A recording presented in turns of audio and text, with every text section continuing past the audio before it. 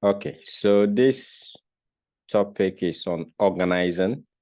If you remember our discussions under planning, we said when you're planning, it is important for you to have your vision or set your vision as part of your plans. From the vision, you need to develop mission statement. After developing a good mission statement, you need to set objectives. After objectives, you need to devise strategies that will help you to be able to achieve the objectives. And after the objectives, after the strategies, you need what is known as the operational plans that will help you to be able to achieve the strategies. So the idea is that if you have good operational plans, that helps you to execute your strategies effectively. That will help you to achieve your objectives. If you achieve your objectives, that will help you to achieve your mission.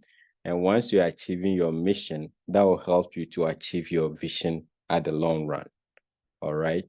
And when we're explaining operational plans, you remember under single-use plans, we had programs and we had budgets. All right. So under the planning stage even, we recognize the need to have what is known as a budget, a plan on the financial resources that will be needed in order to undertake or implement the strategies that we have.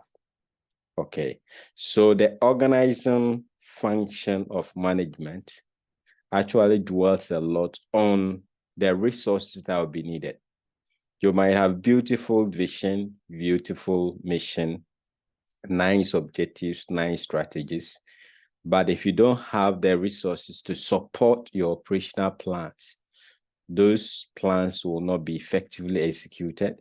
And that means that all the plans that you have might not succeed. So after you've done very good planning, you then have to do what is known as organizing. So basically, organizing is about pulling together the resources that will be needed and also establishing a structure that will make the efficient use of these resources in order to achieve the objectives that you had or the targets that you have in your plan. All right. So in spite of everything, the plans can be excellent, but if you don't do proper organization, if you don't support the plan with proper resources and structure, that will help the organization work efficiently and effectively. You will not be able to achieve the objectives that you had in the plan. So after you've planned well, the next natural step for every manager to follow is organizing. And that is what we'll be looking at. Okay, it is not also just about resources. It is also about putting in place the right structures that will make the efficient use of the resources. If you just have resources and there is no structure, they tend to be a waste because the resources on their own cannot really work. It is about the structure and systems that you have in place in the organization that will utilize the resources in order to achieve the objectives that you had in your plan. Okay, so that is the dimension of the functions of management or management process that we're coming to look at. We're coming to look at organizing, and it's all about knowing the activities or the tasks of the organization, mobilizing the resources that will be needed. These resources could be the human resource, could be organizational resource, financial resource, all the resources that you can think about, and creating a structure that will make sure that these resources are used well in order to achieve the objectives of the organization. Okay, so at this point, I will off my video, and then so that we can concentrate on just the slides, I'll minimize the video and all that so that we can concentrate on the content of the slides. All right. Okay, so that we're looking at organizing, and our learning objectives will be to look at the methods of organizing, the types and forms of organizational structures. I just told you that it is not enough to have resources. You need the right structure that will make use of the resources. So we'll be looking at organizational structures, line and staff management issues. We'll be looking at these things because when there is a conflict in their roles, whether staff or line, it can create confusion, leading to the inefficient use of the resources of the organization. So we'll first know what line function is and what staff function is, and so on and so forth. We'll be looking at delegation of authority, all right? The other way to properly utilize the resources is to deploy the concept of delegation, where you can give authority to somebody to carry out some work on your behalf. It allows for the senior person to have time to concentrate on other major and essential issues. So we'll be learning that as well. We'll be looking at centralization and decentralization. Basically, how the decision-making authority, where should it be centered? Should it be at one central place, or should it be decentralized or diffused to the lower levels of the organization? We'll be looking at the concept of span of management. How many subordinates should be under a particular superior? That is important to ensure that both the superior and the subordinates will be contributing their maximum best to the organization. Okay, so we need to understand the concept of span of management. We need to know the systems view of the organization. If you remember our discussion on the development of management thought, we discussed a theory known as the system theory. Okay, so under organizing also, we'll be looking at the system view of the organization. Then close to that is the issue of the open systems approach in an organization. There is a sub under the system view of the organization.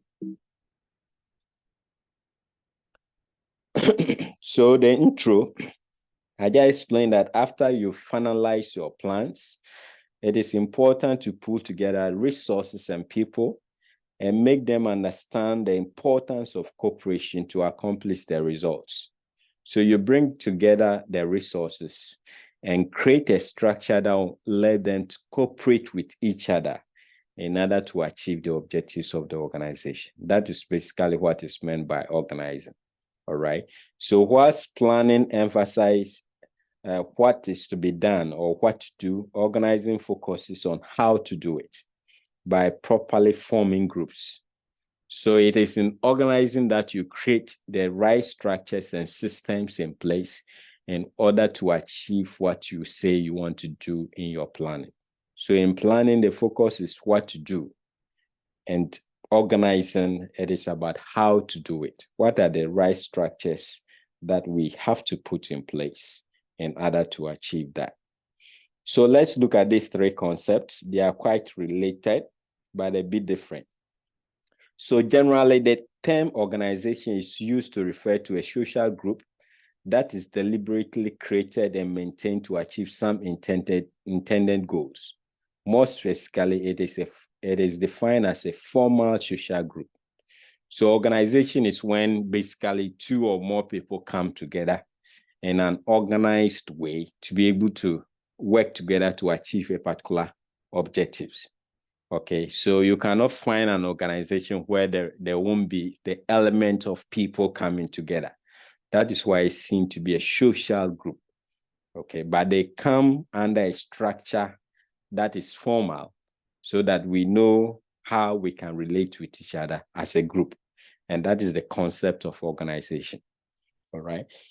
What then is organizing? Organizing entails the process of identifying, classifying, grouping, and assigning various activities with adequately defined authority relationships to achieve intended goals. Okay, so organization, we said basically people come together to form social groups in order to achieve a particular objective, right? If they come together and there is no organizing, nobody will know what to do. They won't know what they should be doing in order to achieve the objectives of the organization. So the organizing concept, is to identify what are the activities that the organization will be embarking upon. Then they group related activities together and probably call it a job, and then assign various people to these jobs and create an authority and accountability relationship. You are supposed to do that. You are not supposed to do that. If you finish doing this, you have to report to this person. You have to explain why you couldn't do this, and so on and so forth. Okay. So that pulling together the activities or the tasks in the organization, classifying or grouping them into assignments or jobs, giving those assignments to people, and creating authority relationship in the organization is what is known as organizing.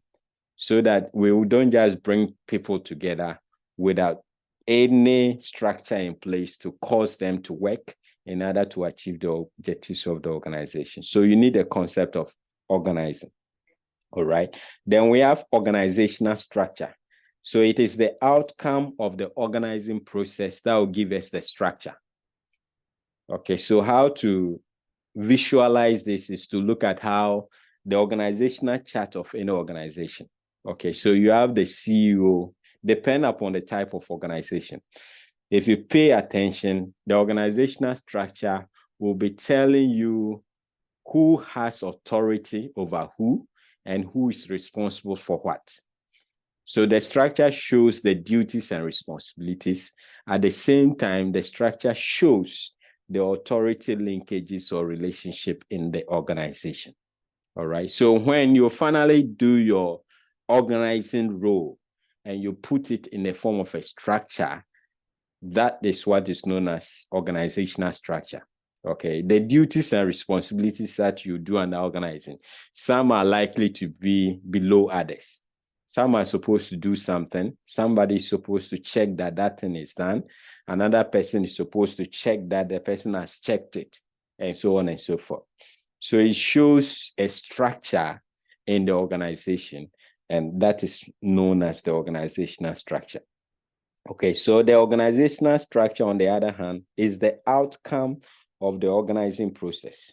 It is a framework of decision-making authority. That is a system of relationships that govern the activities of the people working in the organization to achieve the intended goals. All right.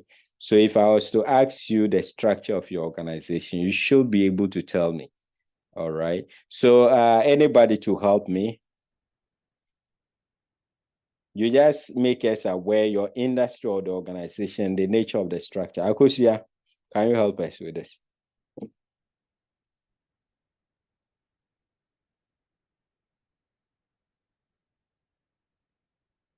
Akosia, are you there? Or you are cooking? No, I'm here, sir. Okay. Where do you work and what is the nature of the structure of your organization? I say, please, I'm an entrepreneur. I sell plumbing materials. Oh, okay. Okay. So it might be a bit difficult. You may have but yeah, it may not reflect several organizations. Yes, Millicent. Millicent, where do you work?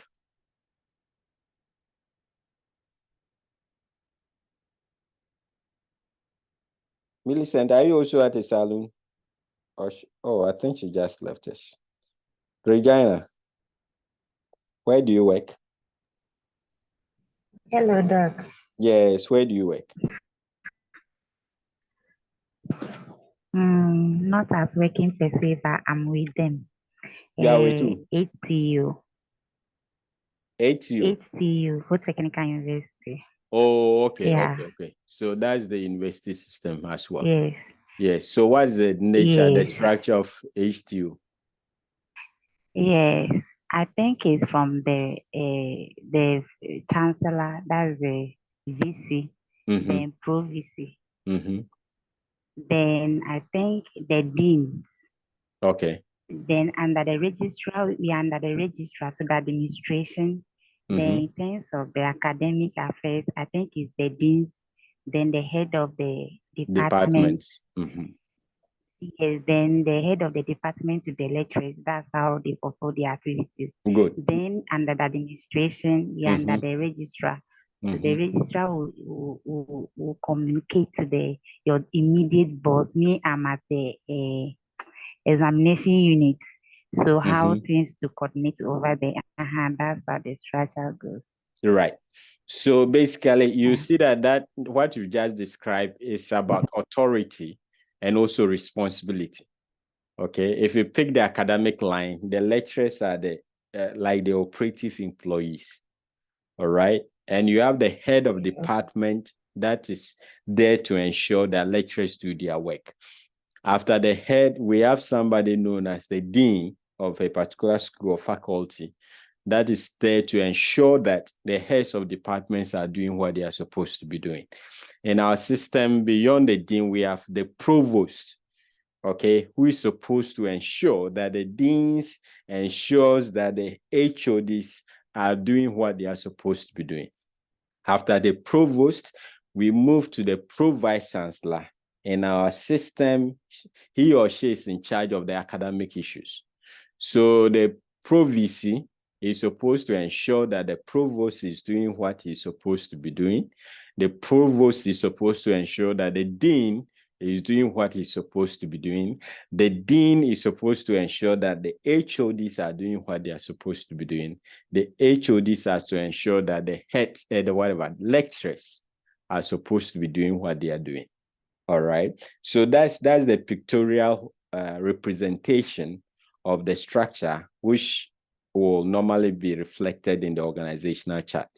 The whole idea is that we don't want to have loose ends in the organization where we don't know who is supposed to be doing what and who is supposed to be reporting to who, and so on and so forth. So there is a need to mobilize resources, activities of the organization, group them into some form of jobs or assignments, give people these responsibilities, and also create an authority and responsibility link or relationship in the form of an organizational structure, which pictorially can be in the form of an organizational chart. Okay. Let's look at some principles of organization. Principle 1, each person should be immediately responsible to one person only and not to several superiors. So this is very, very important that if you're a manager, you want to pay attention to.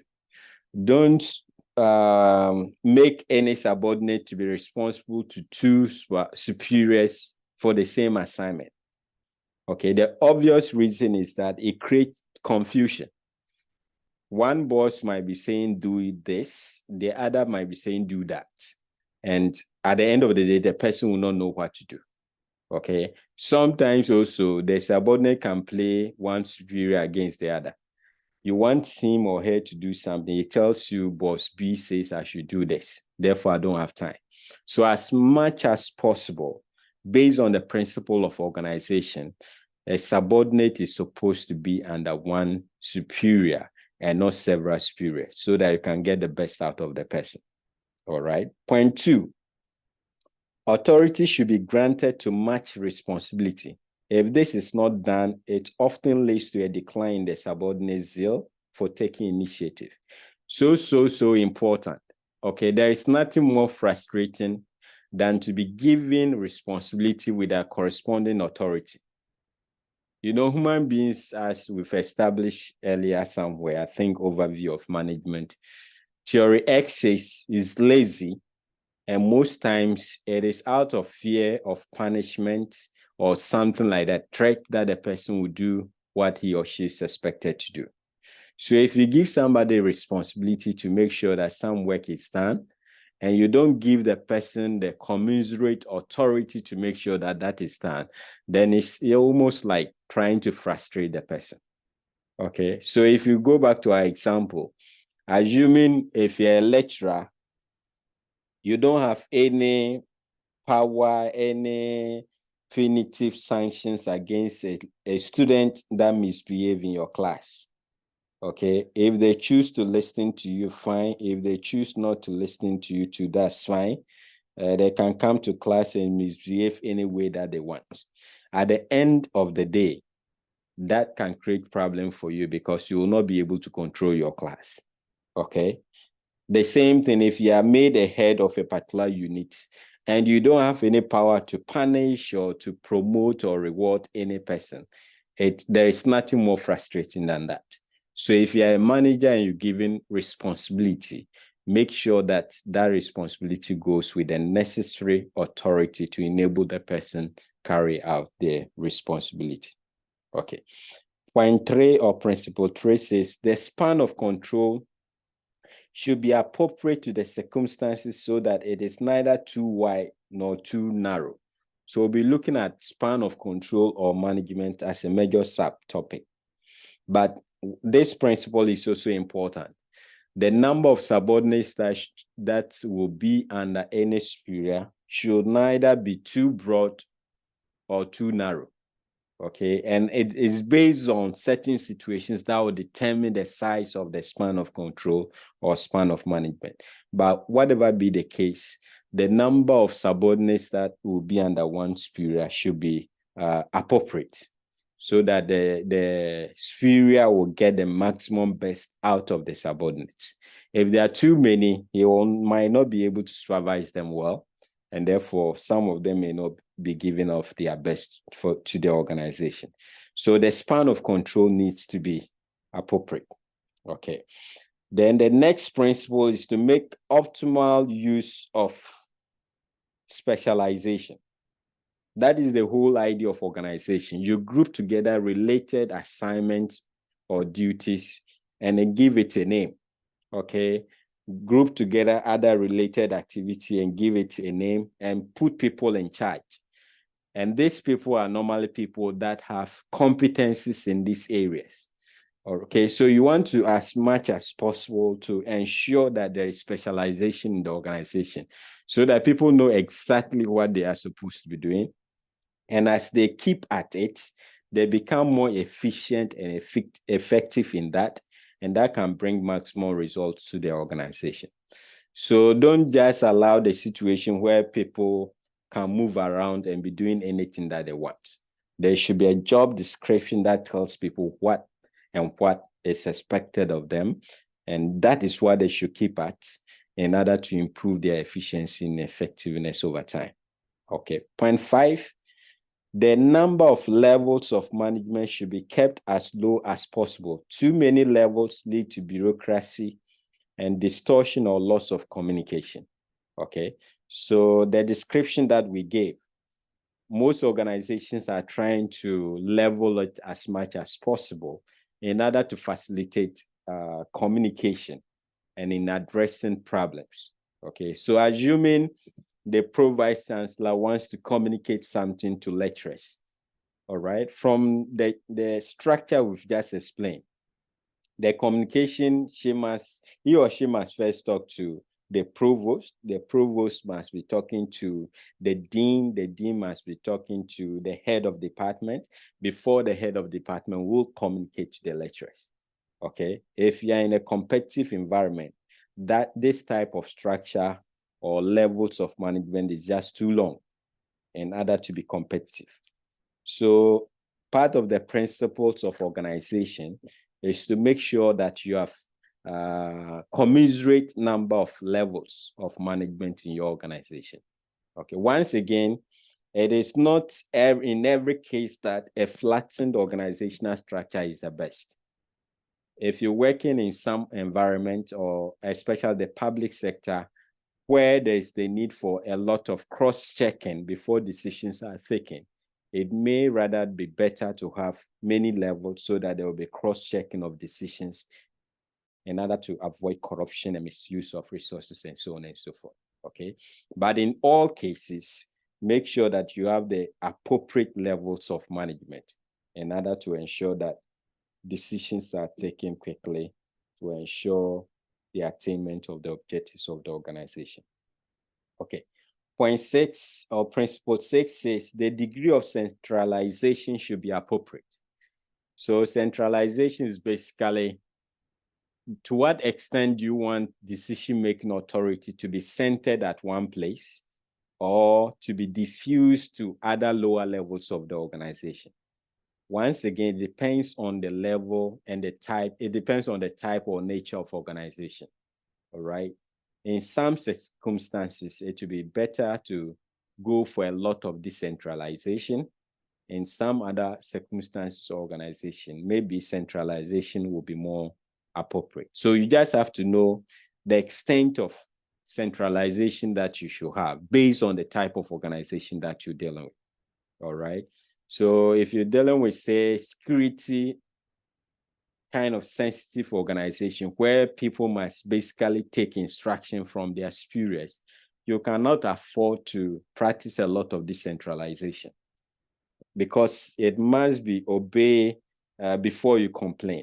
And so the authority must be centered at a particular place so that the instructions can be coming from just one place instead of several people having the power to make decisions. Okay, so once again, you have to look at the type of organization that you are managing, and that will determine the level or degree of centralization that you should embark upon.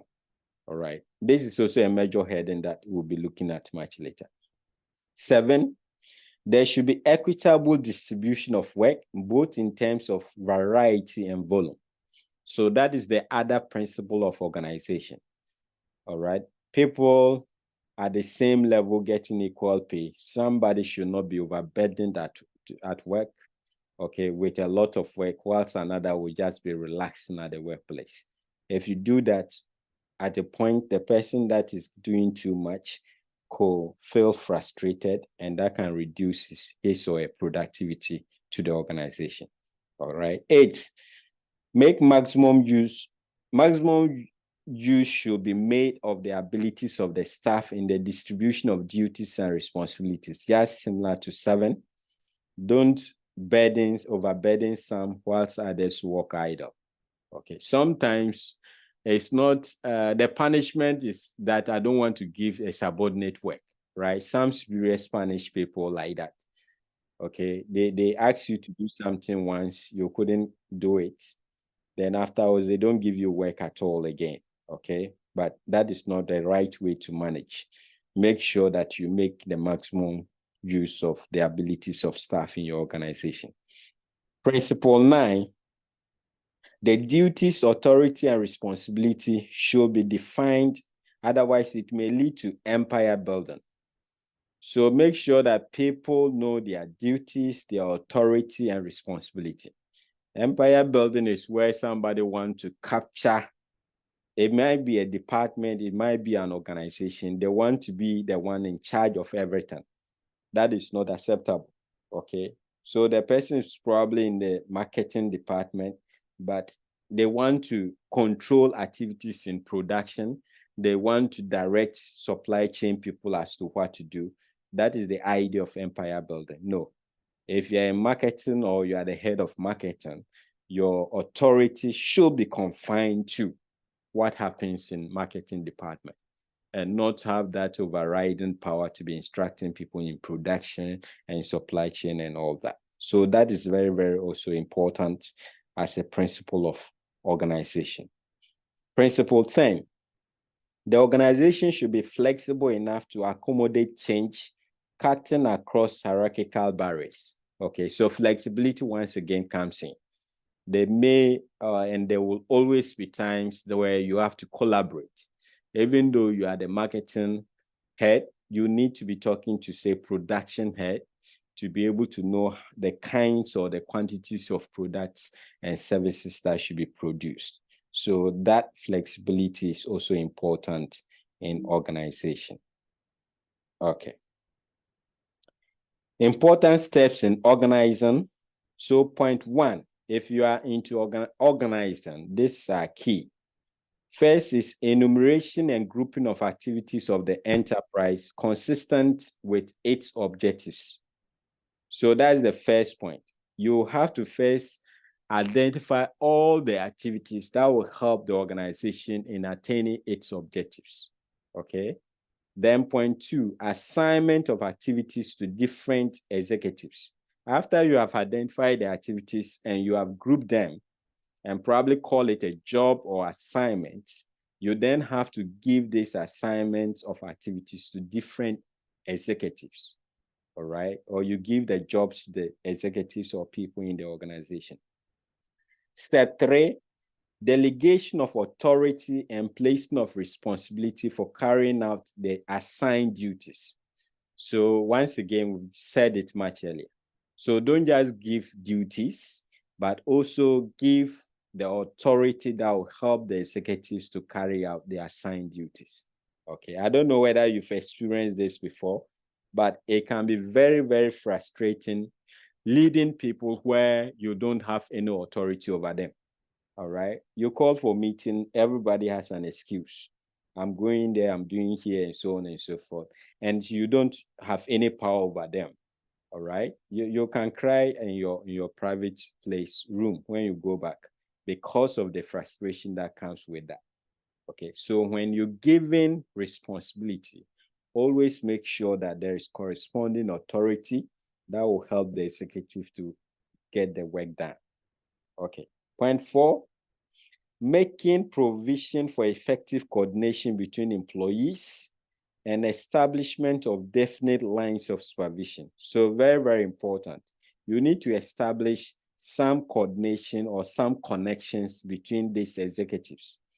Okay, so somebody might be in charge of production, somebody will be in charge of marketing, somebody is in charge of finance, supply chain, but at the end of the day, it's still the same organization. So you need to find a way that all of these departments or functions will harmonize in order to be able to achieve the overall vision of the organization. Okay, so that is another important step. So if you have, say, heads of department at the School of Business, we have about 6 departments. All right, then you have the dean, and the dean's role is to make sure that all these departments will be working in harmony with the vision of the school. All right, without that higher layer of having a dean, it is possible what management department will be doing will be totally different from what marketing will be focusing on. Will be marketing's vision will be different from human resource and so on and so forth. But because we have a higher layer, okay, known as the School of Business, and having a dean is out there making sure that all these functions work together in order to achieve the vision of the school. When you go up, the provost is not just a provost for one school. The provost, I think in our case, has about 6 schools and faculties, schools/faculties under him. His responsibility is to make sure that these schools are working together to achieve the vision of the college. All right, the provost is in charge of a college. Okay, if you go up from provost, I said we might go to the provost, is to make sure that all the colleges will be working together in order to achieve the vision of the university. So from the beginning, you may consider that a department is just there on its own. But whatever that you do as a department, from my explanation, has a way of contributing towards the attainment of the vision of the university. Okay, so we need that coordination of activities in order to achieve the objectives of the organization. All right. So we are on the benefits of organizing. The first point says facilitating management. A properly designed organization facilitates both management and operations of the organization, right? It makes management quite easy because things are very organized. You have the resources, you've created the right structure, and that can help you to be able to achieve the objectives of the organization. So it helps in the management function. Okay. 2, encouraging growth. So the right organizational structure is the framework within which an enterprise grows. So without the right structure, as we established from the beginning, all the resources will just be lying somewhere disjointly. Okay, but if you have a good organizing or organizational structure in place, you tend to make the maximum use of these resources, and that can help the organization to grow. Okay, there is also the optimum use of technological improvement. So technology on its own will not be able to add any value to the organization.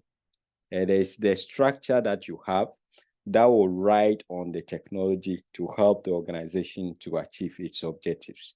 So the right structure will make the optimum use of the technology in the organization or industry. Okay. Point 4 says it facilitates a humane work environment. So much earlier we said that make sure you don't overburden some people with work whilst others work idly. All right. So it makes sure that there is humane treatment of people in the organization. So this point emphasizes the psychological satisfaction of all individuals working in the organization. When I was explaining that point, I said one way by which some superiors even punish is not to give you work at all. So you can punish by giving people too much work, and you can also punish by not giving your subordinate work. Initially, the lazy ones might think they are happy, but with time you get bored, you lose the sense of meaning or purpose of coming to work, and that can have a toll on you. Okay, so it ensures that there is humane work environment. People are given the right amounts of work and motivation to do what they are supposed to do. Fifth one says it stimulates creativity. If you remember, one of the principles is the fact that organizations should emphasize on specialization. Okay, you shouldn't just be doing all manner of things when you come to the workplace. You should know your field. And specialization then brings about creative thinking and initiative, because you'll constantly be thinking about how to improve upon whatever you are currently doing. All right. So I'm sure next year when I'm explaining this point, because I've taught it this year, I should be able to explain them better than this year.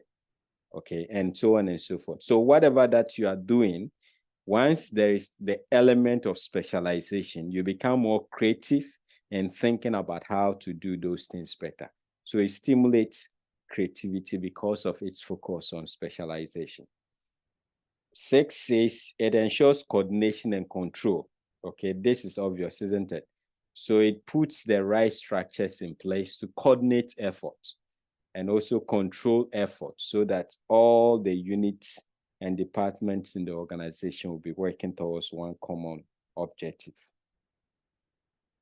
Types of organizations. So once again, this is explained within a context, right?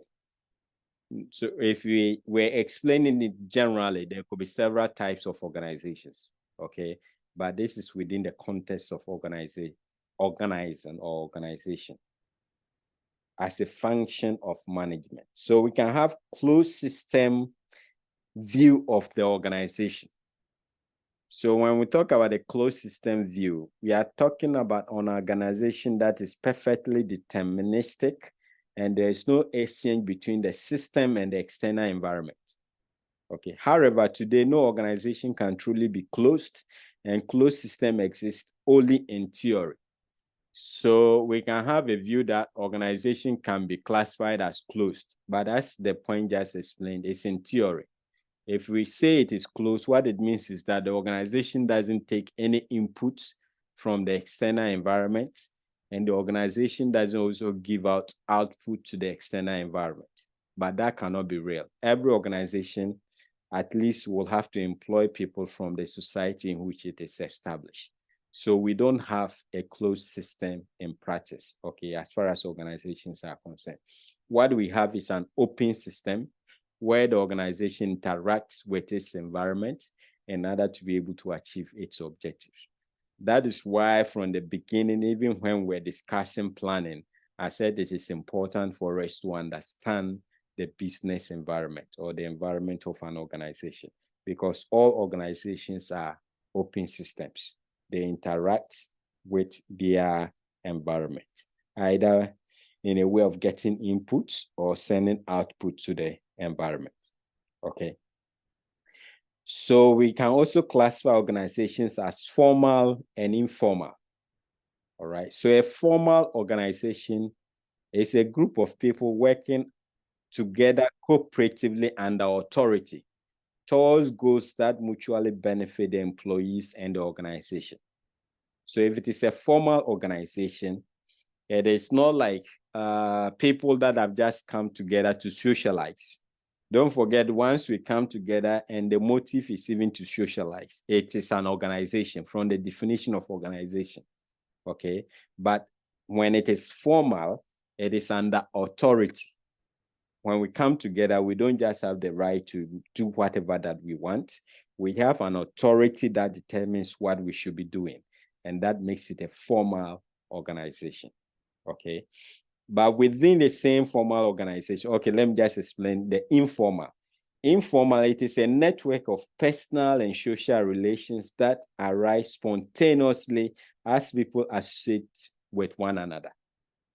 So the formal one is where it is under authority. We have a structure in place, as we explained, using the university system. We have authority, we have responsibility relationship well established in a formal organization. Okay, but once people also associate, there is the informal organization where it is not based on the authority responsibility relationship, but this time around is based on other informal and personal relationship that people have with each other. Okay, so if you come to University of Cape Coast, we can have, if it is our secondary schools, you can have all manner of old school unions within the same university, but they are not in the formal structure of the organization, all right? It could be people attending the same church and they decide to join hands and pray every afternoon or whatever, okay? And all manner of informal associations. They are not within the structure of the organization, but as a manager, you need to pay attention to the informal organization. Most of the decisions and behavior of the employees will be influenced by what the culture of their informal organization. If you remember our development of management thoughts, okay, we had a theory like that, the human relations view, I think, that spoke a lot about the paying attention to informal groups and associations, okay? So as a good manager, don't just be interested in the formal structure, be interested in the informal organizations too. Most of the time, if there will be strike or demonstrations, the discussions will start from the informal organizations. When they meet at their clubhouse or drinking spots, that is where the real discussions about the organization happen, okay? So some astute managers, even though it might not be ethical, have their own people in all of these associations to be feeding them with information, okay, so that they will be abreast with the real thinking of the people within the organization. Okay, so good managers must note the informal organization and pay attention to whatever is happening there. Okay.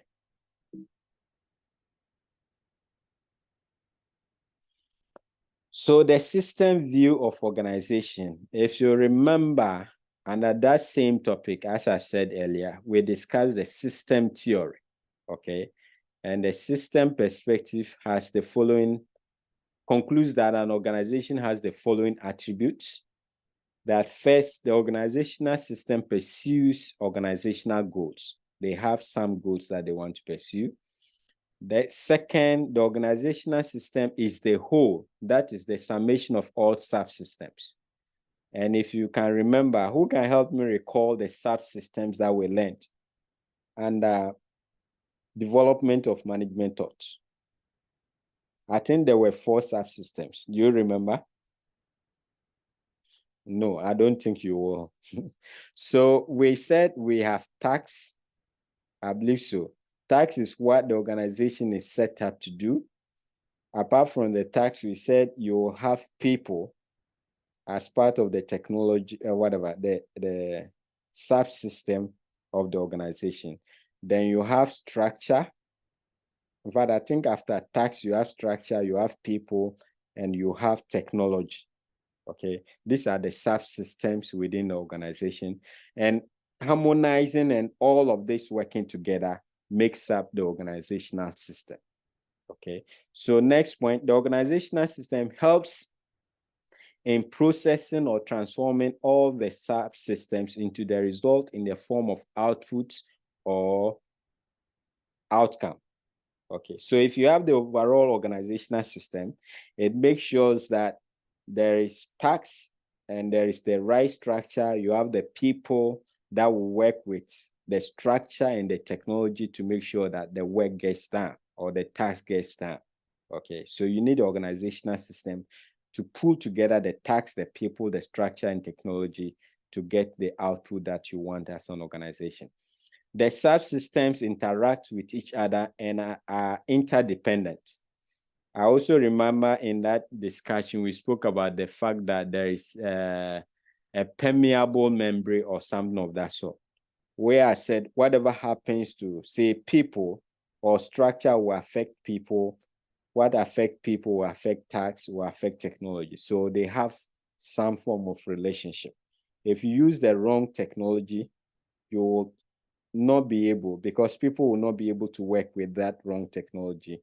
That will affect the tax, how well the tax is performed, as well as the structure of the organization. Okay, so they have some connections. Then the organizational system is situation specific and environment specific. All right. So even though they are tax, people, structure, and technology, they are not the same for all organizations. If you take the university or an educational institution, their tax will be different. The type of people that will work there will be different. Their structure will be different. The technology they will be using is different compared with, say, a bank. Okay, the tax of the bank is not the same as the university. The caliber and the skill of people working in the bank are not the same as a university. The structure of the bank will not be the same as the structure of a university, and the technology employed or deployed by the bank might not be the same as a university. So the organizational system is situation specific and as well as environment specific. Okay, they have to look at their environment and develop the right type of organizational structure to suit that particular environment.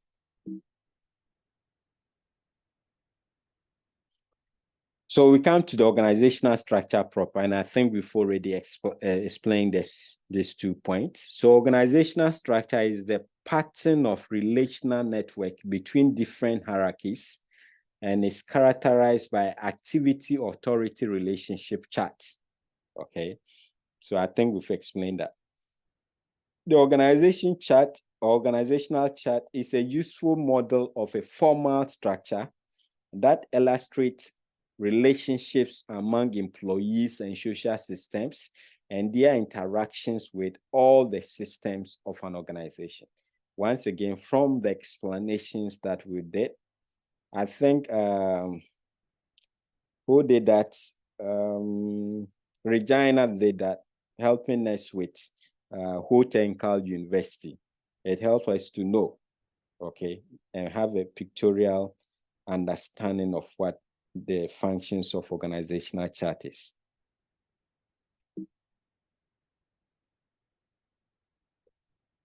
So we have ways of designing an organizational structure. So 2 scholars propose 2 ways. They are quite similar, but a bit different. Okay, so this can be done using the Peter Drucker's approach or Mintzberg's approach. What does Drucker say if you want to design an organizational structure? So according to Drucker's approach, you need, as a manager, pay attention to 3 key things when you are designing the organizational structure in order to be able to achieve the objectives of the organization.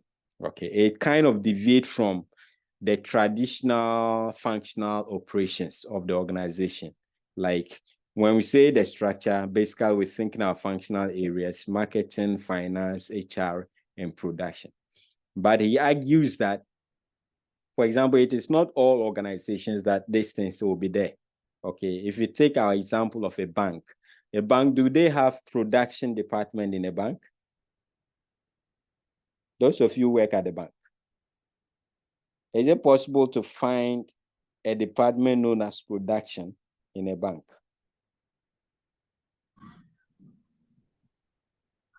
No, sir. Yes, because basically you will not see any production activity, fiscal production activity taking place. Okay, so what type of department will we find in a bank that is not in these examples, these typical functional areas that we know that most manufacturing companies or companies have? Once again, those of you who work at the bank, we have treasury unit, right? Is that the case? Yes. Okay, so We that have is the something. treasury unit. Then what again? What again do you think is specific to a bank? Do you have a unit that is interested in Forex? Is it the same as the treasury? Hey, you I guys, think you work in a those bank. who are in charge of loan in terms of giving out. What's the name of that unit? So basically, the point I'm trying to make is that the traditional functional areas may not be applicable for all organizations. And that's where the argument of DRACA is coming from. So to be able to determine the kind of organizational structure an organization must have, they must do what is known as activity analysis. Okay, so the manager must know the type of activities or tasks that goes on in that particular organization. It is the tasks or the duties in the organization that should help you structure the organization. All right. And I think this is also used in practice. So if you go to a hospital, the type and the names that you find as far as the departments in a hospital is not the same as a bank. What you'll find in the bank is not the same as a university. What you find in a university is not the same as you find in a mining company. And it's so because of the activity analysis. Okay, you need to find out which activities will help you, which assignments will help you to be able to achieve the objectives of the organization.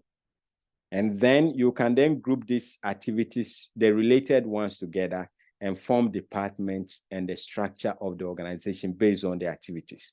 So the argument of DRACA is that don't just go after the traditional organizational structure, like production, like finance. No. Before you design your organization, you have to do activity analysis and know the main tasks and activities of your organization. Okay. Similar to that, you need to do decision analysis. What are the key decisions necessary in order to achieve your objectives? Who is supposed to be doing that? At what level should those decisions be made? So questions like this will let you know the kind of levels and the types of department that you should have and the type of people that should be managing those particular departments or units.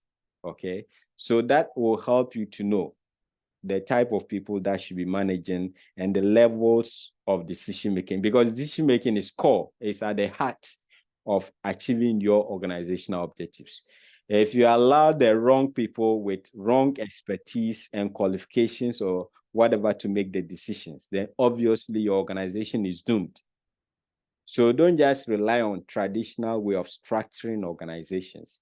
You need to know the various decision points, who is supposed to make those decisions, and who I'm talking about the expertise, the qualifications, the experience the person must have, at what levels should certain decisions be made. Once you get answers to this, that will help you to structure your organization properly. Okay, so it's very typical for, say, a hospital to be directed or manned by a medical doctor with several years of experience. All right, even though at that point the work is basically administrative, you need to understand management. But some of the decisions aside, that you should have had some knowledge, or you should have some knowledge in medical practice to be able to make those decisions. If they come and mention some equipment to you and you are just a manager, you just read management, you are not a medical doctor, you have no clue as to what they are asking you that the organization or the hospital needs. Okay, so the other point in order to design an effective organizational structure is through decision analysis. All right. Then the last point he says is that you should be able to establish some harmony or coordination. Know how the sequence of activities in the organization and how to establish a relationship among those sequences. All right. So that you don't leave out any activity unattended to. All right. So if you go back even to the traditional, based on the earlier explanations, you should be able to have identified that if you're a manufacturing company, you will be buying raw materials. After you've bought raw materials, you have to process these raw materials into finished products. After you've done that, you need to sell that to the outside world. And that kind of analysis should show some relationship between a department you need, like supply chain. From supply chain, you should be able to establish a department known as production. After production, you need a department known as marketing or sales to be able to sell those products or services. Okay, so you need to know the interrelationship between these activities in order to design a proper structure to take care of these relationships or connections. Okay, so based on his argument, it is not all about always going after the traditional organizational structure. To be able to design effective organizational structure, you have to do an analysis of the activities or the tasks or the work that goes on in the organization. You have to do an analysis of the key decisions and the type of people that should be doing that and at what level should those decisions be made. Then you also have to know the connections and relationship among the various activities happening in your organization. It is only through a proper understanding of these three things or three aspects that an organization can design a proper organizational structure. Okay. So Mintzberg goes by the traditional, but he talks about he's also talking about 6 things that must be considered when you are structuring your organization. So to have an organizational structure in place, he says pay attention to work specialization, all right, grouping together related tasks or activities together, and make sure that people in charge of that only do that. Then he talks about departmentation. Related activities need to be grouped and then sent to a department. All right. So if you're in marketing, everything that you do there should be related to marketing. If you're in production, everything there must be related. He also says you should pay attention to chain of command. All right. So if you go back to our earlier example, the dean, the provost, the pro-vice chancellor, the heads of department, all those examples, you need to create a chain of command in order to ensure effective flow of communication and authority relationship. Then he says, pay attention to span of control. Okay, how many, for example, subordinates should be under a particular superior? Maybe if they become too many because of lack of proper supervision, it may be necessary to create another department in order to reduce the burden on one superior supervising so many people in a particular department. Okay, so you also have to pay attention to the concept of span of control. Then you want to pay attention to centralization and decentralization. To what extent or degree do you want to centralize your activities? If you go for decentralization, that means that you must have a structure that has several levels or layers in order to allow the lower level people to be able to make decisions. If you go to centralize, you may have few levels or layers in your organization, okay? Because the authority points are only few and centered at one particular place, okay? You also want to pay attention to the extent of formalization you want to put in place in your organization. That will determine your structure, okay? So some organizations are structured in such a way that the employees have the independence of doing things, autonomy of doing things without asking, going to seek for the opinion or advice of their supervisors. All right. There are some organizations that you cannot do that as an employee. So the extent of formalization should also determine the type of organizational structure or how you design your organizational structure. Okay, so these elements interact with the total system and helps achieve the goals and objectives of the organization. So from Mintzberg approach, I hope you understood Dracke's approach. From Mintzberg's approach, these are the 6 things that every manager must pay attention to in order to design an effective organizational structure. So we continue with his approach. According to Mintzberg, you can have what is known as the operating core.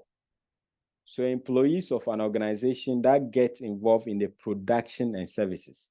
The operating core are the real employees that do the work.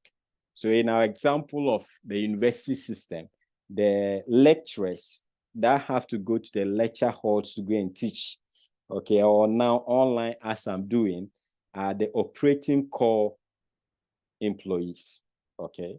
So you have that. You need to have your structure must cater for that aspect, the operating core of the organization. The structure must cater for the strategic parts. So the strategic part of the organizational structure facilitates or enforce control in the organization. So the operating core are those that are supposed to be doing the work. Those that are supposed to facilitate or enforce control in the organization. Your structure must deal with that category too. And that aspect is known as the strategic part, okay? Then the structure must consider line managers. So line managers help in aligning the vision of the strategic core with the operating core. Okay, so them line managers will bring what the strategic part of the structure wants to achieve to the operating core to make sure that they do what is expected of them. All right. Then he says the structure must cater for employees at the techno-structure core. All right. So the techno-structure core extends support for designing, planning, and training of the operating core people. So your structure must also cater for a division known as the techno-structure core. They are not part of the core. The core are those that will do the actual work. The techno-structure are those that will be training. Those are the core. So if you want this core may be, say, the human resource department of every organization that will have to organize training for employees and so on and so forth to upgrade the skills and competence of employees. So an effective organizational structure must have what is known as the techno-structure core of the organization, okay? Then finally, the structure must have what is known as the support staff members. So they are outside the operating core, but extend support to the organization. Okay, so the support staff members, part of the organizational structure, they are not part of the operating core. So if you come to the university system, we have, like, say, the accounting aspects, all right? So we have accountants. Almost all schools will have, say, their own accountant. All schools have what is known as a faculty officer, okay, to deal with the administrative aspect. We have the accountant that will help the school in the financial matters. So these guys, the faculty officer and the accountant, they don't go to the lecture hall to go and teach. So they are not part of the operating core, but they help the teachers, because after teaching, you want to get paid and you don't want to be the one to be preparing your PVs and so on and so forth. Okay, so you should have a finance or accounting person supporting in that particular role. So the organizational structure must have a place or a room for what is known as the support staff members of the organization. I hope that is clear. Are we following? Yes, sir. Yes. So based on Mintzberg's approach to designing an effective structure, If an effective or good organizational structure should have this 1, 2, 3, 4, 5 aspects. The structure must cater for the operating core level. It must address the strategic part of the organization. It must address line managers. It must address the techno-structure core aspect. It must also address what is known as the support staff members. Okay, once all these areas are addressed, you can have a good organizational structure.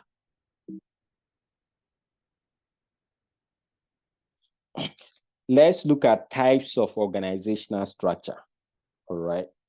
So there are 5 types of organizational structures based on Mintzberg. So we have the first one known as the machine bureaucracy or standardized structure. So organizations with this structure standardize their work systems and pursue centralized decision-making norms.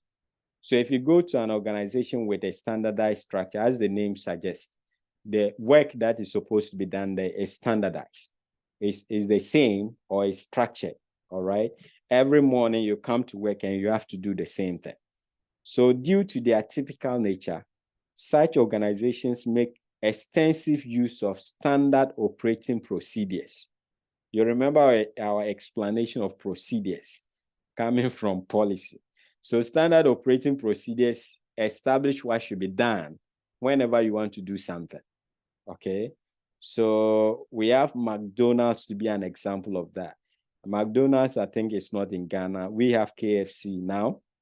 So what it means is that if you want to say fry the chicken, there is some steps and procedures that have to be followed to make sure that a chicken is well fried. And the taste of it, whether you are in Ghana or you are in US or wherever, the taste should be the same, because all over the world, the same operating procedure was followed in frying that particular chicken, okay?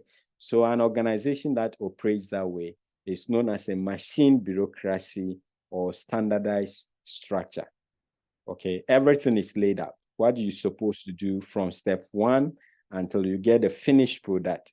You have to follow the procedures that have been set out. Then we have the second one known as the professional bureaucracy.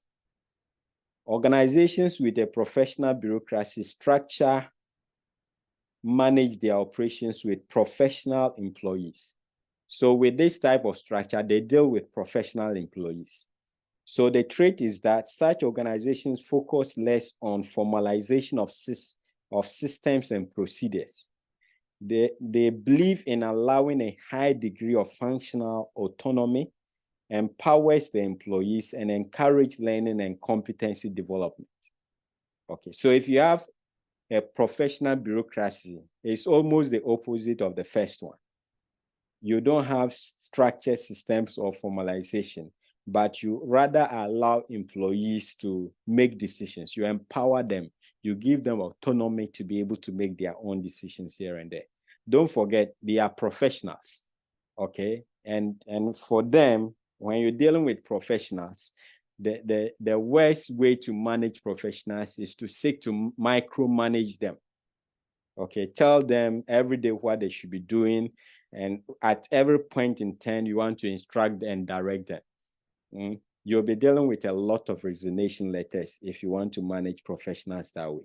Okay, so if you have a professional bureaucracy operating with that structure, you need to allow the employees a lot of autonomy to be able to make their own decisions, because they are people that deem themselves to be professionals and they can work independently. You don't have to be micromanaging them if you don't want to lose them in your organizations. Okay, so if you take University of Cape Coast, for example, if you even let go of School of Business, where you can have professionals like chartered accountants, if you go to, say, Faculty of Law, all of those guys, they are practicing lawyers, all right? And if you know the practice of law, depending upon your geographical location, though, you could be making more money than teaching, okay? So if they opt to teach, and you now want to stress them with your rules, don't do that, you can't do that, they will just resign and go, okay? If you take our medical school, most of them are medical doctors, that some are even consultants, okay, the professors there. So they are the peak of their careers. Some just have the love for teaching. So if they choose to teach, that is not the time for you to be giving them instructions. Okay, so the organizations that have those type of professionals must be going after or using what is known as the professional bureaucracy. All right, you give them freedom and give them opportunity to empower and develop themselves because they are professionals. Then we have, yes, Regina, I can see your hand. Yes, with this professional, I think maybe not necessarily maybe controlling or determining what them to do, but I think some measure that maybe do not go wayward against the organizational objectives. Because some, if they are not being a little bit guide or control, they may not be up to their task. Good. So But the organizations too cannot watch that maybe their image or what they want to achieve should be left alone. good. So when you were explaining, you said if there is no a bit of control or guide. If we add a little bit, Yes, that's the point I'm making. Regina, can you maybe. listen to me? That's the point I'm making. So yes, we are not saying don't guide or don't control them. They know the university has a statute, all right? They know based on their appointment letter, they know their duties and responsibilities. Okay, so we are not talking about the structure where laissez-faire system where people just do whatever they want. No, that is not it. But I kept on emphasizing on the concept of micromanagement, okay, where you want to direct them at every step. That is not proper when you're dealing with professionals, okay?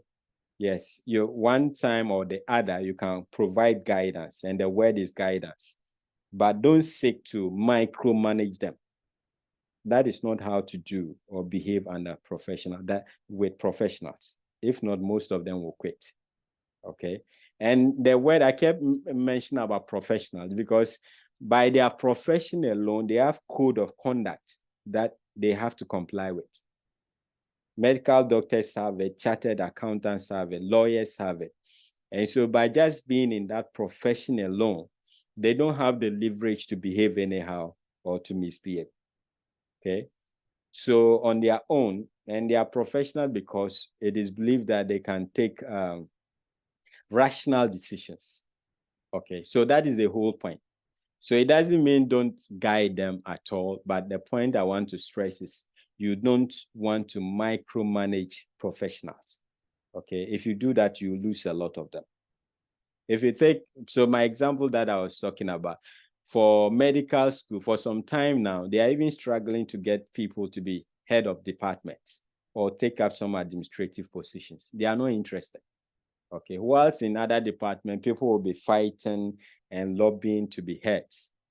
If you go to medical school and all of the other professionals, they are not interested. It's a waste of time to them because they can earn better doing other things instead of being heads of department. So that's the picture I want to paint.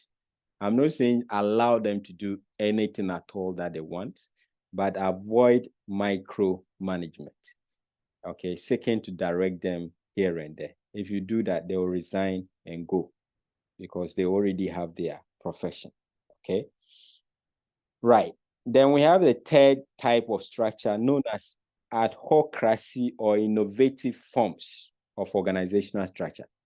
So organizations with innovative or adhocratic structure try to develop a distinctive corporate culture.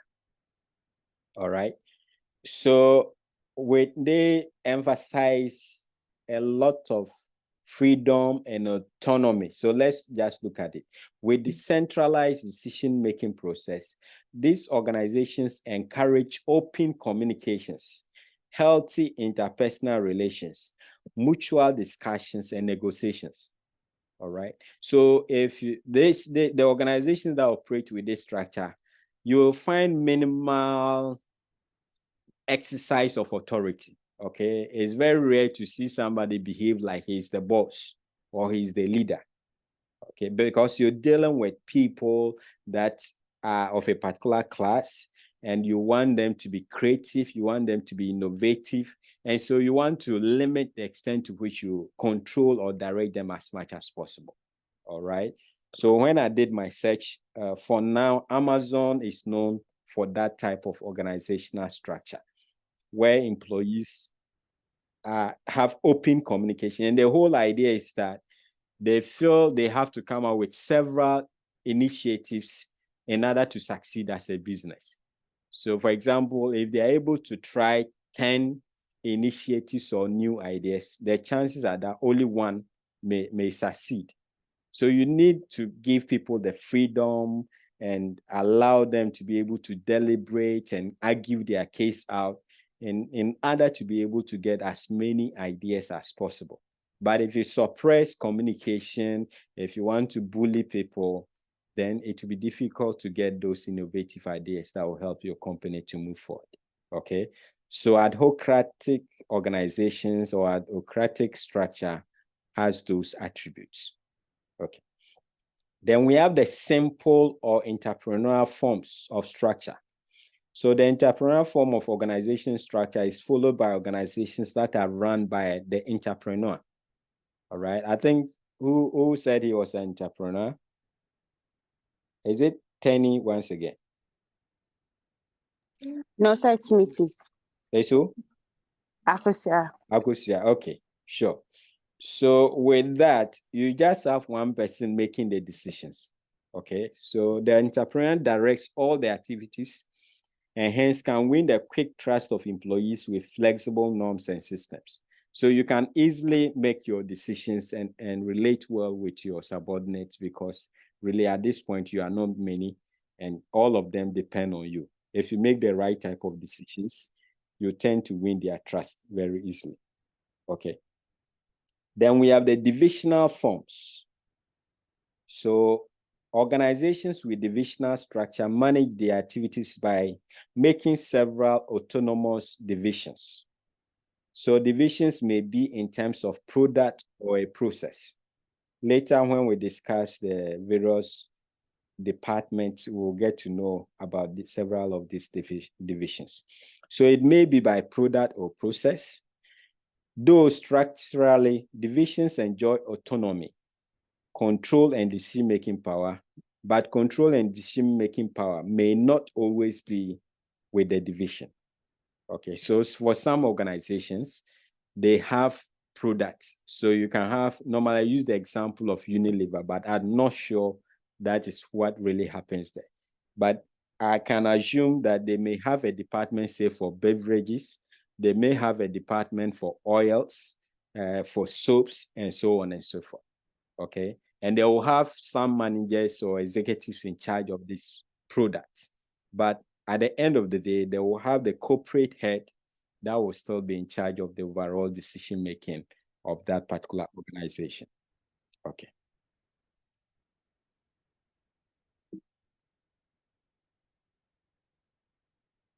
So developing an organizational structure or design, what are the steps that will help in achieving that, to be able to develop a good organizational structure? Point one says clearly define the objectives, because ultimately the structure must help you to be able to achieve the objectives of the organization. So you must clearly define the objectives of your organization. Okay. Two, identify the activities and group them into convenient classes. I think we've explained this, or groups. Three, determine the structure. And four, revise the system based on the assessment of personnel and funds. You might have decided on a particular structure, but with time, you may realize that either it's too costly or it is not effective in helping you to achieve your objectives. Okay, so it may be appropriate to go back and refine the type of structure that you are using as an organization. Okay. So one of the principles of organization we said was the fact that you have to group related activities or tasks together. Once that is done, those related activities will normally be brought together into one unit or department, okay? And that is the concept of departmentation, right? You need to bring all the related things together and then create a department for that to make sure that that department will give attention to those related activities. Okay, so the process of grouping organizational activities is known as departmentation. Different bases for grouping the concerned activities result in different methods of departmentation. The manager must consider the advantages and disadvantages of each method of departmentation. I hope this is very clear. So there could be several methods of departmentation, but these methods have their own advantages and disadvantages. So it is important as a manager to note them before deciding on the method that you want to use to departmentalize your organization. But the basic considerations in grouping activities are: one, specialization. So similar and allied activities are on all occasions must be put under one department. Okay, so if you go to the accounting department or accounts department, everything there must be connected to accounting. All right, if you go to marketing, that is the idea of specialization. I think this is clear. Two, control. Departmentation should be such as to facilitate control. So if there is something wrong in the organization, we should be able to say that based on this, then we should be investigating the marketing department, or based on that, we should be tracing this problem to the accounting department. Okay, so it should help in facilitating control. It shouldn't happen that it's a gray area and we don't really know which department was supposed to have done that particular work. Okay, so that is the idea. Three, there should be coordination. Departmentation should not only facilitate control, but also help in coordination. Okay, so in pooling, you just imagine your organization without departmentation, and all of the things that various departments do were not structured that way. Okay, there will be total chaos in the organization. Once you group them together, then it's easier to harmonize them and coordinate the activities. All right, so that is the other principle. Departmentation should help in coordination. Then the fourth principle is balance. Departmentation should allow adequate attention to be paid to each of the functions of the enterprise so that different activities are properly balanced. Very, very important. So with our departmentation, it is possible that everybody, when they come to work, will only be thinking about production, all right? Or sales. Okay, but with departmentation, because we have various departments, the people that work in those departments pay attention to their department. And at the end of the day, it helps in addressing almost all the activities of the organization. All right.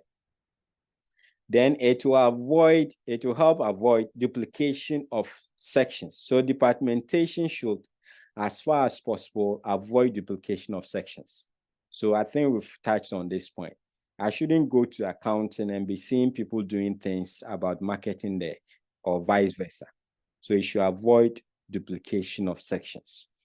6, it should take into consideration the human factor. Any possible impact of the structure upon the human factor should be given due consideration. So you shouldn't create departments such that they are overburdened if you compare that department to other units of the organization. So you take into consideration the human factor in departmentation.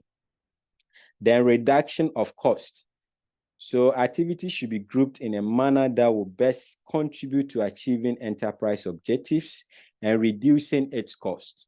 Okay, so if you remember those 3 things that you have to take into consideration: the activity, the decision point, and some other point. Okay, that talks about relationship. You realize that you have to departmentalize based on the kind of activities that goes on there. Don't just go after the generic names, all right?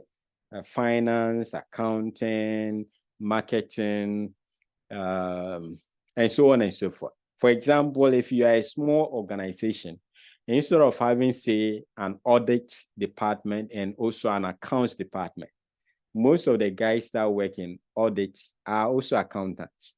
Why don't you find a way to merge these two together? This is just an example. I know from corporate governance, audit department requires some level of independence to make sure that they do their work well. Okay, but I'm just using as an example based on the fact that it's normally accountants that also become auditors. So instead of splitting this department, just for the sake of example and minimizing cost, you may want to pull them together. All right. Or a more feasible example may be, say, if you have marketing department and you also have the sales department. I'm assuming some companies may have that. It is easy to just lump these two together, or it should be easy to lump them together in order to minimize cost. All right.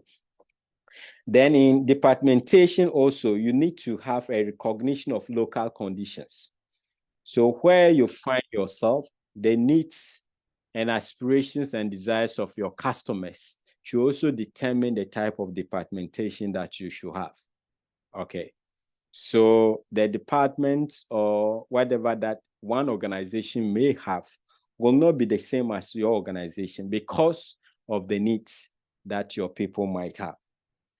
So I remember some time ago, some people were arguing for medical doctors to be trained also in, say, languages, all right, based on the areas where they will be going for their practice or even where they are schooling, so that if you were stationed somewhere, you have a proper understanding of the people in terms of their complaints when they come to explain to you about their sickness and so on and so forth, instead of relying on an interpreter.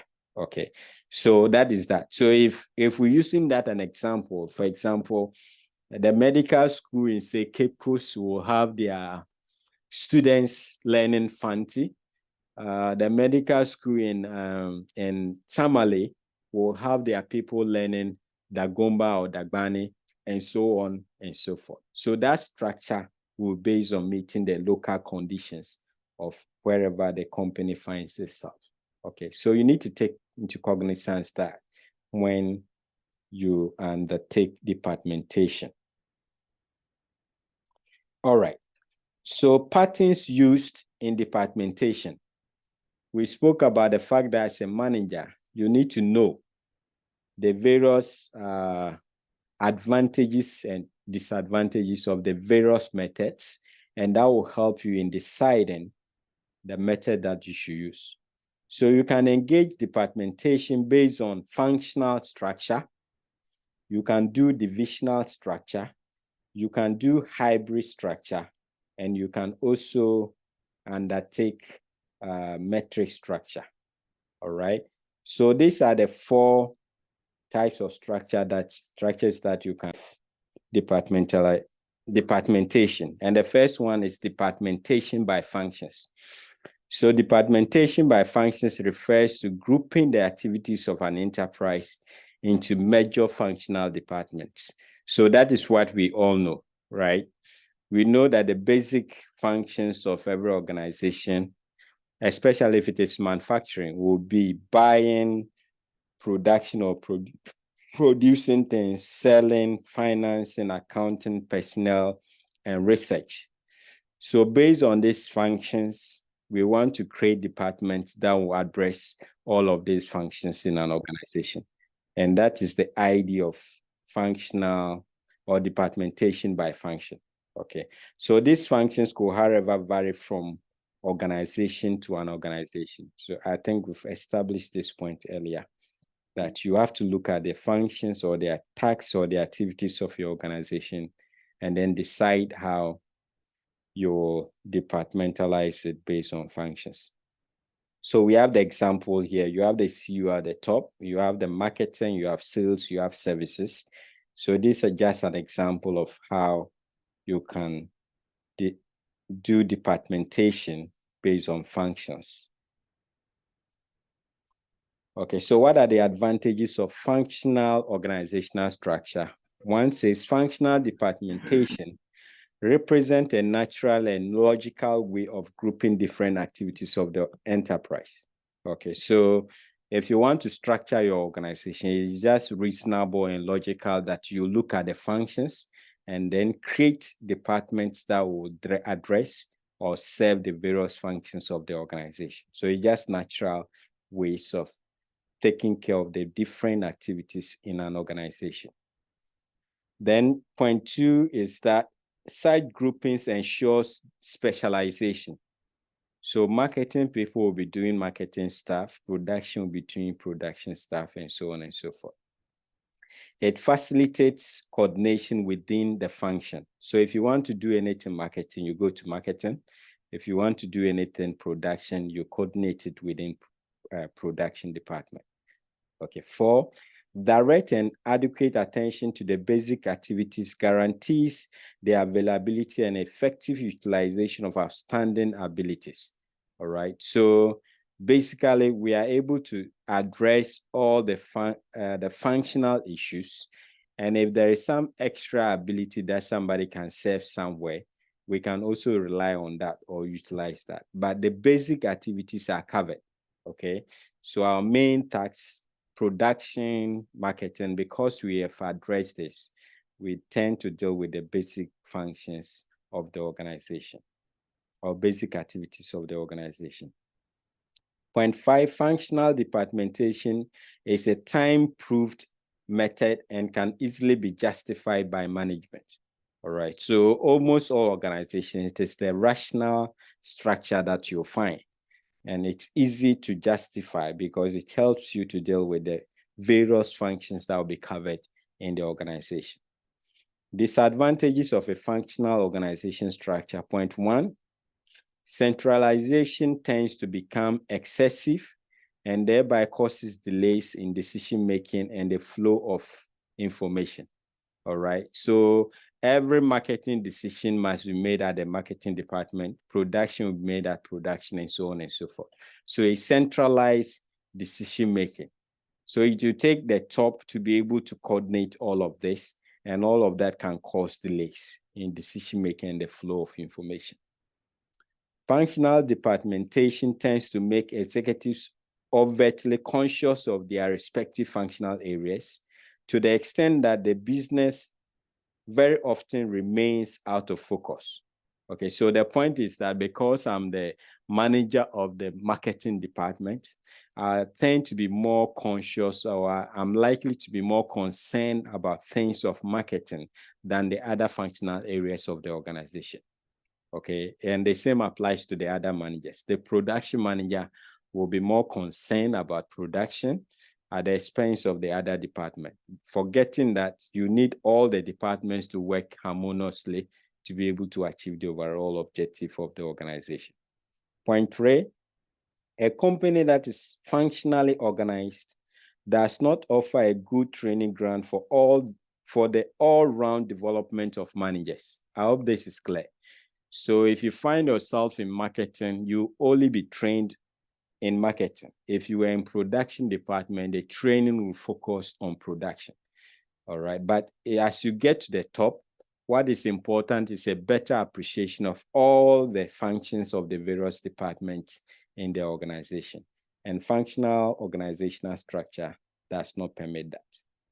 Then we have departmentation by product or services. When activities associated with each product or group of closely related products are combined into relatively autonomous and integrated units within the overall framework of the company, it is described as a product departmentation. All right. So I was trying to give an example. I don't know if that is the case. I have to repeat, but I assume that because of the different product lines, say Unilever sells, they are likely to have departmentation based on products. Say that you have oils, you have, say, foods and beverages, you have soaps, and so on and so forth. Say that when we say this oil department, then you have people there that will be interested in all the activities necessary in the production of oil. Okay, here I'm talking about cooking oil, not gasoline. All right. When we talk about food and beverages, all the guys and their head of department will be interested in everything that is connected to the production of food and beverages. So if you have that type of structure in an organization, that can be defined or classified or described as product departmentation. So under this arrangement, an executive is put in charge of all the activities relating to a product or product line and enjoys extensive authority over production, sales, development, service, and other functions about that product or product line. I hope that is clear. Okay, so the place or location of the product unit is irrelevant here. So wherever the activity is going on, as long as it's connected to the product or the product line that he's supposed to be in charge of, then it falls within the purview of that particular executive. Okay. Advantages of product or service departmentation. Point 1 says specialized product knowledge. It leads to specialized product knowledge and promotes coordination of different activities connected with a particular product. Okay, because you are focusing on just that product, over time you gain a lot of knowledge about the product, and you are able to coordinate the various activities that will lead to the production and proper sale of that particular product. Okay. Point 2, the executives who oversees the product is motivated about the expansion, improvement, and diversification of the product. Because with time, the product is almost like him. If the product line succeeds, he has succeeded. If it fails, he has failed. So he's motivated to work very hard to ensure that the product or product line succeeds. Okay. It helps an organization to compare one product line with another, which facilitates the dropping of unprofitable product lines and the expansion of profitable product lines. All right. So if you departmentalize, given the example that we gave about Unilever, you can tell at any point in time which of the product lines are doing well. Is it food and beverages? Is it oils? Is it soaps? And so on and so forth. Because we have departmentalized, we can tell how each of these products is doing it. And therefore, making a decision as to where to invest more is easy. Where to drop a particular product line is also easy because we can get to know the returns and revenue we are getting from each of these products. Okay.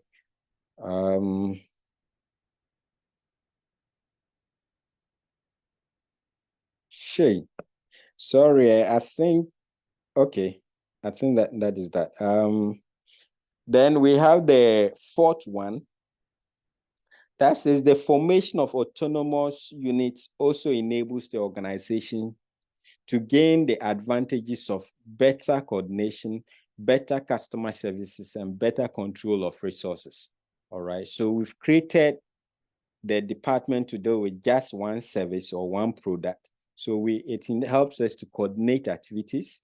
It will help us to serve customers better because basically we're focusing on that particular product. It will also help us not to waste resources. Anything that is not connected to the product, you don't spend energy and time on that. Okay, so that is the idea. Disadvantages of products or service departmentation. Point 1 says such an arrangement can at times lead to difficulties in coordination. All right. So assuming the company has several products, say 10 or 20 different types of products, what it means is that you have to create departments for all of these departments, all of these products, and that can create some difficulty in coordination. Okay. So if you create department 1, you have to employ so many people just for that product. If you create a nice department, so coordinating them at the end of the day could create problem for you. Point 2, a manager of products who have been successful in running their department may well be promoted to acquire more power for themselves. Okay, so you were in charge of food and beverages and you succeeded at it. The assumption is that because you've done well with just that product, then you can manage the entire organization. Okay, but that could be faulty because the skill set that is needed to just manage one division or one product may not be the same thing in coordinating and harmonizing the activities of several departments or so many products. Okay, so that can also create a problem. And it's difficult because assuming the manager for one product is making a lot of sales and profit than the manager of another product, how do you promote the person who is not making a lot of sales over the one that is making sales? Okay, but it may not be the fault of the manager that is not making sales. Assuming the product is something that customers don't really want, and the other one is a fast-moving product based on the needs of customers, it is obvious that that customer dealing with products that people want at the current moment will be doing a lot of sales and making more money than the other managers. Okay, so that confusion can come up if you do product or service departmentation. Okay. A product or service departmentation structure requires the organizations to hire more persons with general managerial ability, thereby raising the managerial cost. Okay, so as you divide the department into products, departmentalization is based on product. What will happen is that most of the people there will be specialized people based on the product. So the one in beverages will have only knowledge in that area. Those that are into foods will have that. Those into oils will have knowledge in that area. Okay, but as I indicated, or even in overview of management, we learn that apart from technical skills, there are other knowledge sets that you need to be able to manage an organization well. So beyond employing the specific managers for this specific product, you also have to employ a lot of general managers to harmonize and coordinate the activities of this product, managers of these product lines, and so on and so forth. So it can lead to you actually employing so many people and creating several managerial positions in your organization. It comes with cost and difficulty in decision making. Okay. Point 4. At a top management level, it can also create a problem of control due to obvious difficulty in monitoring of activities of various product departments. I think this should be clear, all right? So it leads to numerous departments, and therefore it becomes a bit difficult to harmonize and coordinate all of these many departments that have been created. The next way to undertake departmentation is by locations or territories. When the activities of an enterprise are physically or geographically dispersed, providing it with local administration is desirable and at times required in the interest of efficiency and economy in operations. So this type of organizations is viewed as territorial departmentation. Okay, so the activities of the organization are grouped based on geographical location, not based on function, as we've explained earlier, not based on product, but this time it's based on geographical location. And I think in Ghana, it's, I think ECG, right? I don't know about water, Ghana water. Okay, but you hear a lot of them talking about, say, southern zone, northern zone, or those type of zones, all right? So it's meant to make sure that maybe the kind of energy needs and service that should be given to the people in the northern zone will be different from the people in the southern zone. Maybe the way to build people in the northern zone is different from the way to build people in the southern zone, and so on and so forth. So whatever be the case, this type of departmentation is based on geography. Okay, for multinationals, they may have what they call, say, the African market, they may have the Asian market, the North American market, and so on and so forth. So they structure the activities in addressing the peculiar needs of the geographical location that they are seeking to serve. Okay, I guess you've heard about this thing that the cars that are manufactured in most of our developing countries, the standards are not the same, not just because most of the products compared to, say, if they were manufactured in Europe or elsewhere, okay? So it's basically based on the territory. They'll look at income levels, how much they can pay, probably to determine the caliber of products and the quality of products to produce and sell in that particular geographical location, okay? Second, has mentioned two valid reasons favoring territorial departmentation. One, to avoid absenteeism. That is to make managers keep local factors in the context in decision-making. So sometimes the local content or local condition is very important in decision-making.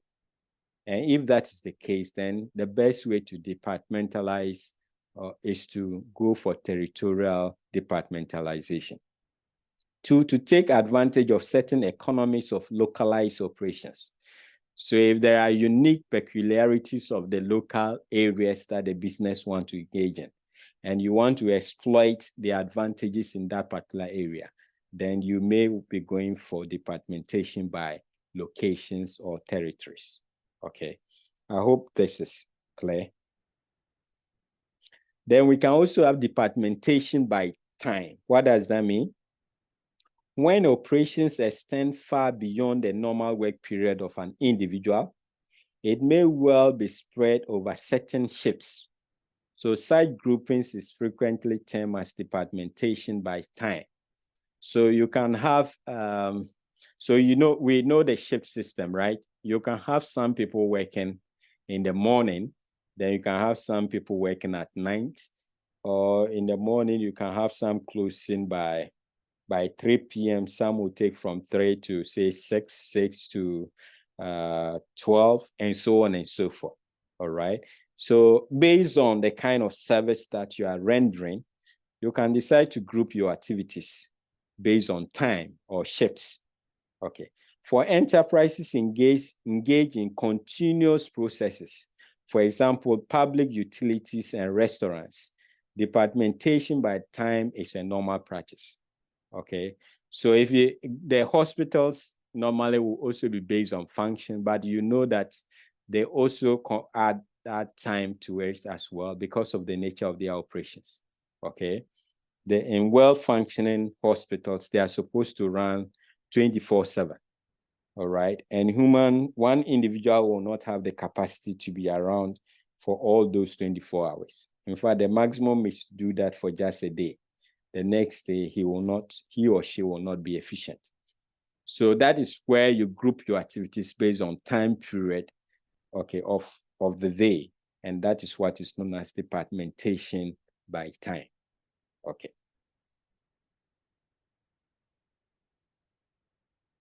Then we can have departmentation by process and equipment. So activities may be grouped into different departments based on the process involved or equipment used. This is known as departmentation by process and equipment, all right?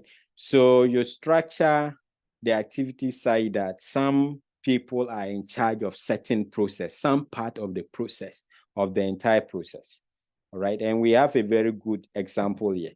So in a cotton textile unit, they may have a separate unit for spinning, for weaving, for dyeing, for inspection, and for shipping.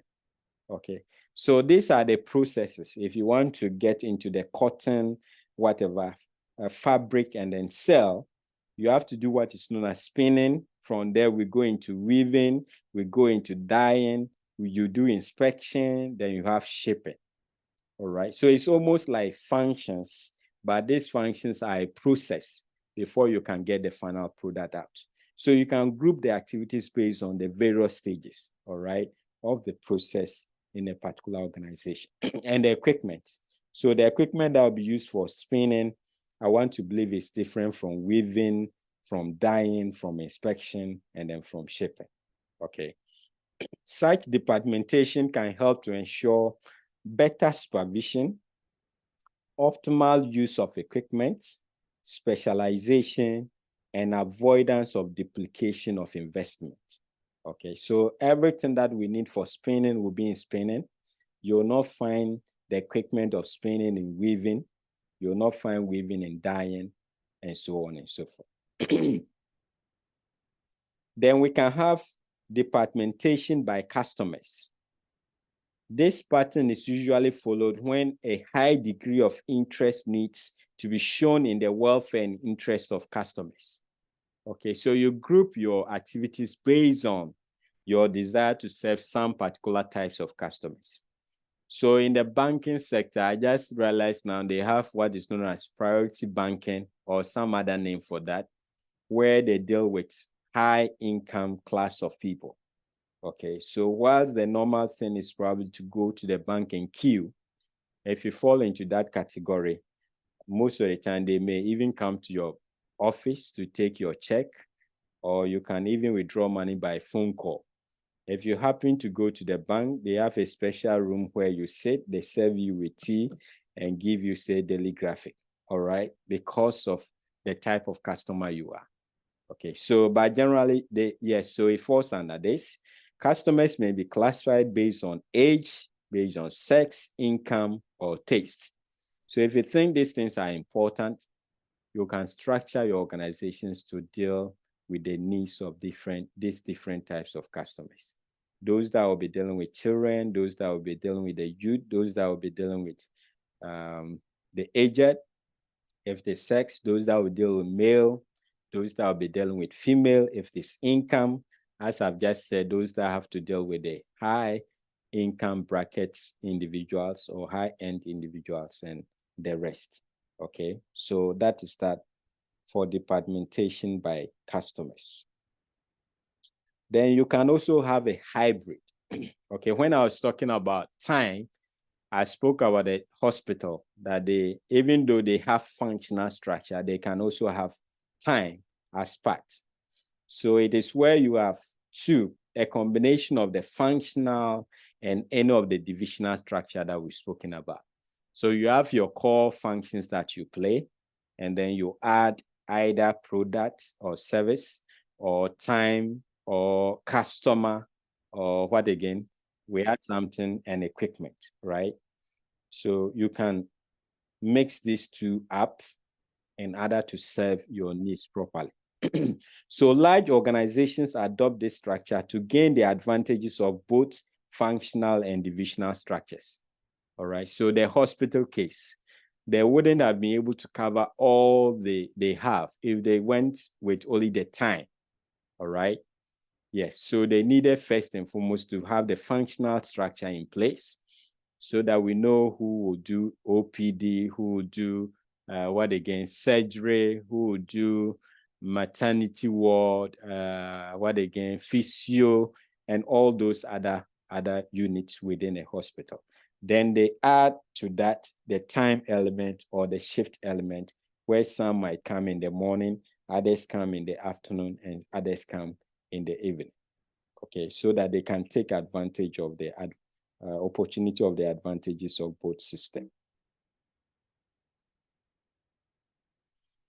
Okay, so we have example also here. So you can have HR, you can have marketing, you can have finance, you can have materials. Okay, so we are assuming these are the functional areas. Then after the functional areas, you can also have product structure, where you have vice president in charge of refrigerator, one in charge of CTV, another in charge of washing machine. All right. So this is an example of what is known as the hybrid structure. And I think our explanation or example of the hospital will help you understand it as well. So what are the advantages of the hybrid structure? Point one, a hybrid structure brings the benefits of specialized expertise and economies of scale in prime functional areas. All right. So you cover the functional areas, and based on the type of divisional structure that you pick, it can also help you to take advantage of specialized expertise. So from this example, we have the normal guys, HR, marketing, finance, materials, okay? But you want to an expert in refrigerator so that you pay attention to that particular product. So you get people in a division in charge of that. You need people with expertise in CTV. So you create a department to be able to address that, all right? You need people with expertise in washing machine and so on and so forth. So apart from the functional areas of a business, you are also able to take advantage of specialized expertise of the people that you have. Okay. It facilitates adaptability and flexibility in handling diverse product or service lines, territories, and needs of customers, as well as alignment of divisional and corporate goals. Okay, so all of the points we've mentioned, product or service lines, if that is your interest, you can create, apart from the functional structure, you can create product or service departmentation. If territory is what is important to you as an organization, you can create departmentation based on geography or territories, okay? If customers are important to you, you can create a divisional structure based on customers and so on and so forth. Disadvantages: this structure requires the hiring of many staff members, both at the corporate level and the functional or operational levels. So you have to employ people for the normal functional structure, and then now employ people also for the various specialization that you will have created. If it is product, for example, apart from your normal marketing, production, operations people, you now have to employ people with expertise in refrigeration. You need expertise in washing machine and so on and so forth. So that is the idea. You end up employing so many staff members in the organization. Okay. Point 2, control is also difficult to maintain because of a broad organizational structure. It tends to expand or increase organizational structure, and that could increase the difficulty of control. 3, achieving coordination between a division and a corporate functional department is time-consuming, which further creates an organizational imbalance. All right. So harmonizing the functional one and the divisional ones could create or could consume time and create some confusion in the organization. Then we have the metric structure. Okay, so pay attention to this and the hybrid. They are very similar, but not the same. Okay. In a metric structure, a horizontal set of divisional reporting relationship is superimposed on a hierarchical functional structure. It is also known as grid organization or project or product management organization. So it is a combination of a functional and divisional forms of organization. Therefore, it is characterized by 2 chains of command, vertical and horizontal. So the idea of metric structure is very similar to what we've learned. Okay, so you have the functional in place, then you have a division that is created in addition to the functional area. The difference is that the divisional area that is normally picked is superimposed over the functional area that is already in existence. Okay, so if you can see this diagram very well, can you see it? Can you see marketing, sales, services? Yes, sir. Okay, then Yes, sir. yes, and the divisions we have there, I believe, are divisions based on product. So we have electronics, we have home goods, then we have Yomi snacks. Okay, but you can see the dots. So the divisions that we have there can be seen or maybe described as projects. Beside the marketing, sales, and services that we have, the organization can have another project or a division that will specialize in electronics. Okay, if there was the hybrid one, there will be no connection between the functional areas and the divisional areas. But with this metric structure, there is some relationship, such that the person that is already in marketing, in sales and services could also be working in the electronics division, or could also be in the home goods division, or can also be in the Yomi snacks division. Do you understand? That is what the small box there imply? Okay, so the person is an employee and he has been employed to the marketing department as the functional area. But the same person, because the electronics division is a project that the company is backing upon, could also be elected to be part of the electronics division of the company or the home goods division. Okay, the major problem with that is that you remember our principle of organization, that a subordinate should only be under one superior. When you create the metric structure, you create a situation where a manager will be reporting to about 2 or more bosses, and that can create confusion. Okay, the same person is in marketing. At the same time, he's working at the electronics division or working on a project on electronics. The electronics division will have their manager or boss. The marketing place will have the marketing manager in place. So in actual sense, who will this employee be responsible or accountable to? Okay, but that is the nature of the metric system or structure. If it is handled well, it could bring some benefits like the hybrid structure, but it's quite complicated. And if it is not handled well, it could create confusion in the organization. Okay, because the same person is in sales, it could be in electronics, it could be in home goods or the Yomi snacks division, and that can bring some problems. So advantages are very similar to hybrid. There is decentralized decision-making. It ensures better project or product coordination, because for each project or product, you have a department or a division in charge of that. It improves environmental monitoring and resultant response to change. So you have divisions that will address all manner of things and therefore helps the organization to respond to changes.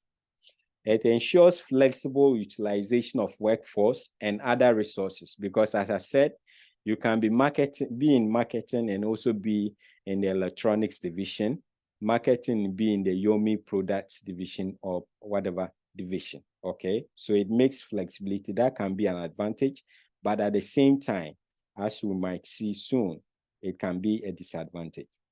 It is now widely used to cope with increased environmental pressures and to develop a sound competitive strategy so that you can pay attention to your divisions whilst working with the functional areas of your organization. Disadvantages: this structure requires high administrative costs because there are so many heads and so many people holding power in the organization, and that can increase the administrative cost. All right. It creates confusion about authority and responsibility relationships. So this is the most difficult or most highlighted disadvantage of the metric structure. All right. So the person is responsible for working in marketing. He's also responsible for working somewhere in some division. He's under some authority in the functional area. He's also under some authority in the divisional area, and that can create problems. So point 3, it enhances interpersonal conflicts and overemphasizes group decision-making. So conflicts are a natural part of the metric structure. Unless the whole process is efficiently managed, it is not likely to benefit an organization. Okay, and the reason is point 2, the confusion it creates as far as authority and responsibility is concerned is the reason why it might not benefit an organization. Okay, then we have organizational structure in a globalized world. So if an organization is an international company, they may be using this type of structures that we're talking about, all right? So within the international, so this time we are talking about international corporations or multinational organizations. They will tend to have this type of structure that we're talking about. But within these types also, you will have the structures that we've already discussed, all right? But what is known in the case of international organizations is this type of structures. So they can either go for a global organization structure. What does it mean? So a global organization structure is not locally responsive and it does not believe in optimal sourcing.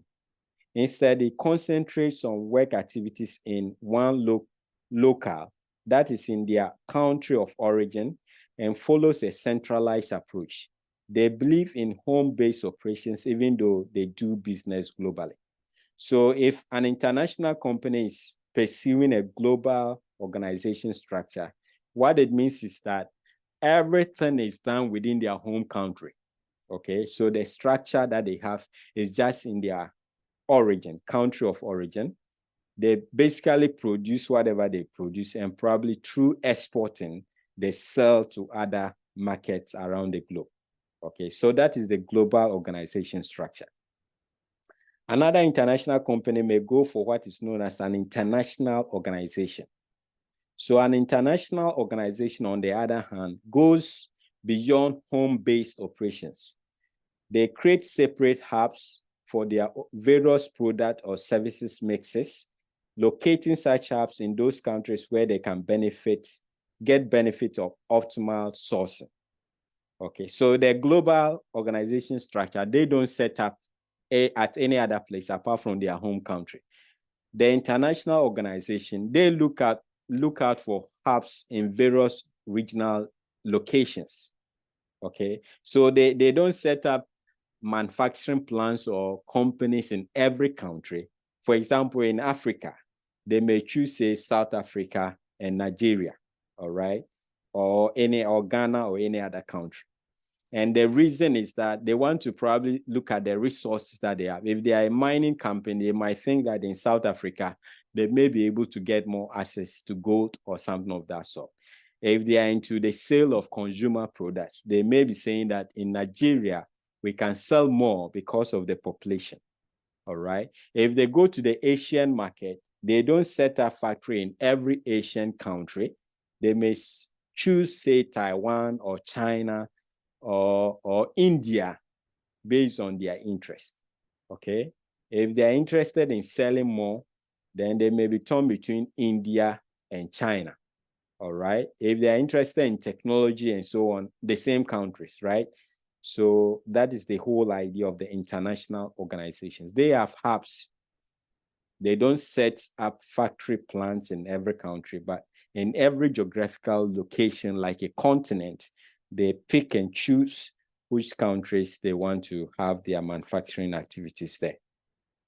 Then we have the multi-domestic organizations. Okay, they follow a decentralized, geography-based approach to customize their operations specific to the requirements of the country where they do business. So when we go down, unlike the international where they have hubs for each region, and the multi-domestic, they tend to set manufacturing plants or organizations in every country where they operate in. Okay, so in Africa, it won't just be, say, South Africa and Nigeria or Ghana and Nigeria. For every African country where they operate, they will want to set up their plants to manufacture their products there, right? Then we move to transnational organizations. They tend to blend the international and multi-domestic. So they have major hubs where they make major production decisions and engage in production. But at the same time, they want to tailor these products and services to suit every market that they find themselves in. Okay. So they have a major hub, say, in Nigeria, but they are conscious of products that they sell to Ghana, those that they sell to South Africa and all other other countries in Africa. Point 5, we can have what is known as informated organizations. So such organizations or such a structure manage information up and down the organization, making extensive use of computers and other related supports. They are low in virtualization and high in IT infusion. Okay, so informated organizations, as the name suggests, they rely a lot on information, and therefore they use a lot of IT infusion.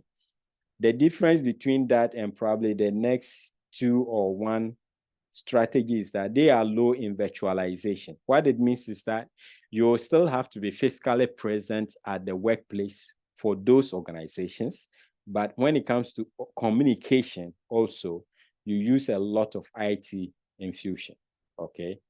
IT infusion. Then we have cellular organizations. They are characterized by small autonomous work groups or business units that are self-governed and that can grow, reproduce, or form relations according to their needs. They are different from SBUs, strategic business units, or IBUs, since they can operate more independently, even crossing the boundary of cells. So the organization can decide to package itself into units, right? It's the same organization, but they have a division in charge of, I think when UT was functional, most companies are likely to have that. They have these sub-organizations that were into real estate. They have another organization that was into shipping, and so on and so forth. And each of them is almost a company on its own. Okay, so all of them were under the UT umbrella, but were operating as cellular organizations. All right. Then we have networked organizations. So they develop active linkage between internal and external organizations to meet the knowledge needs. It is a mix of virtualization and IT infusion. So when we're talking about the informated, I said that type of structure places more emphasis on IT infusion, but they are low in virtualization. And I explained that that means you still have to be present all the time at the workplace. But with network organizations, you can be anywhere. So they blend both virtualization and IT infusion to carry out the functions of the organization. Okay. So virtual and network organizations, or e-organizations, are becoming important. And in the morning, we're talking about COVID and how that has made this particular need or this type of organization or structure very important. All right. So traditionally, organizational structures were based on location-specific activities and face-to-face communication. With the advancement of information systems, organizations now operate in distributive environments with flexibility in the nature and way of work. We spoke about people working from home and all that. So e-organizations are becoming important and a natural part of work. So to survive in this era of e-revolution, organizations need to be innovative, even as they shift from traditional hierarchical bureaucratic systems and structure. So Kantar identified 4 elements of an effective organizational e-culture. First, you need an improved strategy to come out with new products and services. With high technology, new products are coming up every day, every moment. So if you want to operate in that environment, you need strategies to be coming out with frequent new products and services. 2, there is more edge to grow through partnerships and collaborations. Okay, so that is the other thing. You are in Ghana, you need to have partners in China, you need partners in US, various major continents across the world in order for you to operate this e-stuff, okay? Because anybody can be buying something from any part of the world, and you need your partners there to be able to deliver those products and services. You must be prepared to operate an integrated communities, removing internal barriers, all right? So there must be more communication flow. It is not like the traditional company that you can hide papers and all that. No, your international partners will need the details of whatever is going on. So there must be removal of internal barriers. You must become talent dependent or talent driven. Okay, so in the organization, it's basically based on talent, knowledge of the employees that you're working with. And I don't know whether you've experienced that. You may be calling a company with, say, UK number or seeking for some clarification, and the person that will be answering the call is an Indian. Okay, most of the time it is not because the Indian is in UK, but they have actually outsourced that, or they have a branch in India that handle that aspect of their work. And it's just based on the expertise of the person. Okay, nowadays you can be in Ghana and still be earning in dollars because companies are prepared to employ people from different geographical areas. And it's possible for you to work for them because of technology, all right? All that you have to do is to work on something, submit your report or something of that sort to that particular organization. So it is talent-driven. Once a person is talented or knowledgeable, you have the chance to work in many organizations nowadays. Okay. So important features of e-organizations. So managing of their production process, which includes procurement, stock replenishment, payment processing, vendor control, production control activities, all require or all takes place through electronic links. All right, electronic links. So once it's electronic, anybody anywhere in the world can manage these things for them. Okay, so encompassing procurement. When it comes to managing customer-centric activities, that is marketing, selling, processing of customers' orders, extending support to customers, they can rely on electronic information systems to do that. Okay. When it comes to managing their internal processes, which includes employee services, training, information sharing, and recruitment, they can do that through electronic applications. Okay, so these are the important features. Almost everything now, production, they use electronic activities or IT. When it comes to managing customers, they use IT. When it comes to managing their internal processes, they can still rely on information technology through electronic applications. Okay, let's move to another aspect of organization, which is delegation. Don't forget the prime motive of organization. It's about bringing together resources and making the most efficient use of these resources in order to be able to achieve the objectives of the organization. Okay. And if you don't learn the concept of delegation, what it means is that one person will be doing all the works in the organization. And that implies that you don't even have to employ employees or other people. You can just allow one person to do everything. Okay. So no organization is possible without delegation, because it will then imply the non-existence of subordinates in the organization and one man doing everything. Okay, so delegation is the process of assigning tasks to subordinates, giving them adequate authority to carry those assignments, and making them obligated to complete the task satisfactorily. So that's the idea. We are done with the structure. Organizational structure is also to put the right shapes to make use of the resources. Then we come into some concepts that will also help us to utilize people and other resources effectively. And one is what we're looking at, delegation, all right? Giving tasks and then giving authority to ensure that that tasks are accomplished, and then creating accountability for the subordinate to come to explain how or why certain tasks were not achieved or why they were achieved. Okay, that is the concept of delegation. So features of delegation include assignment of tasks and duties, that is indicating what work subordinates must do. So if you are delegating, it presupposes that you're giving somebody tasks and duties. Point 2, it entails granting of authority. Since morning, I've been emphasizing that. Don't just delegate responsibility, but give corresponding authority. That is, the executive who is delegating authority must transfer sufficient rights or permission to the subordinates to help them accomplish the assigned tasks. There is nothing more frustrating than to have responsibility without authority. I think I've explained that over and over again. Okay. The third point is creating an obligation.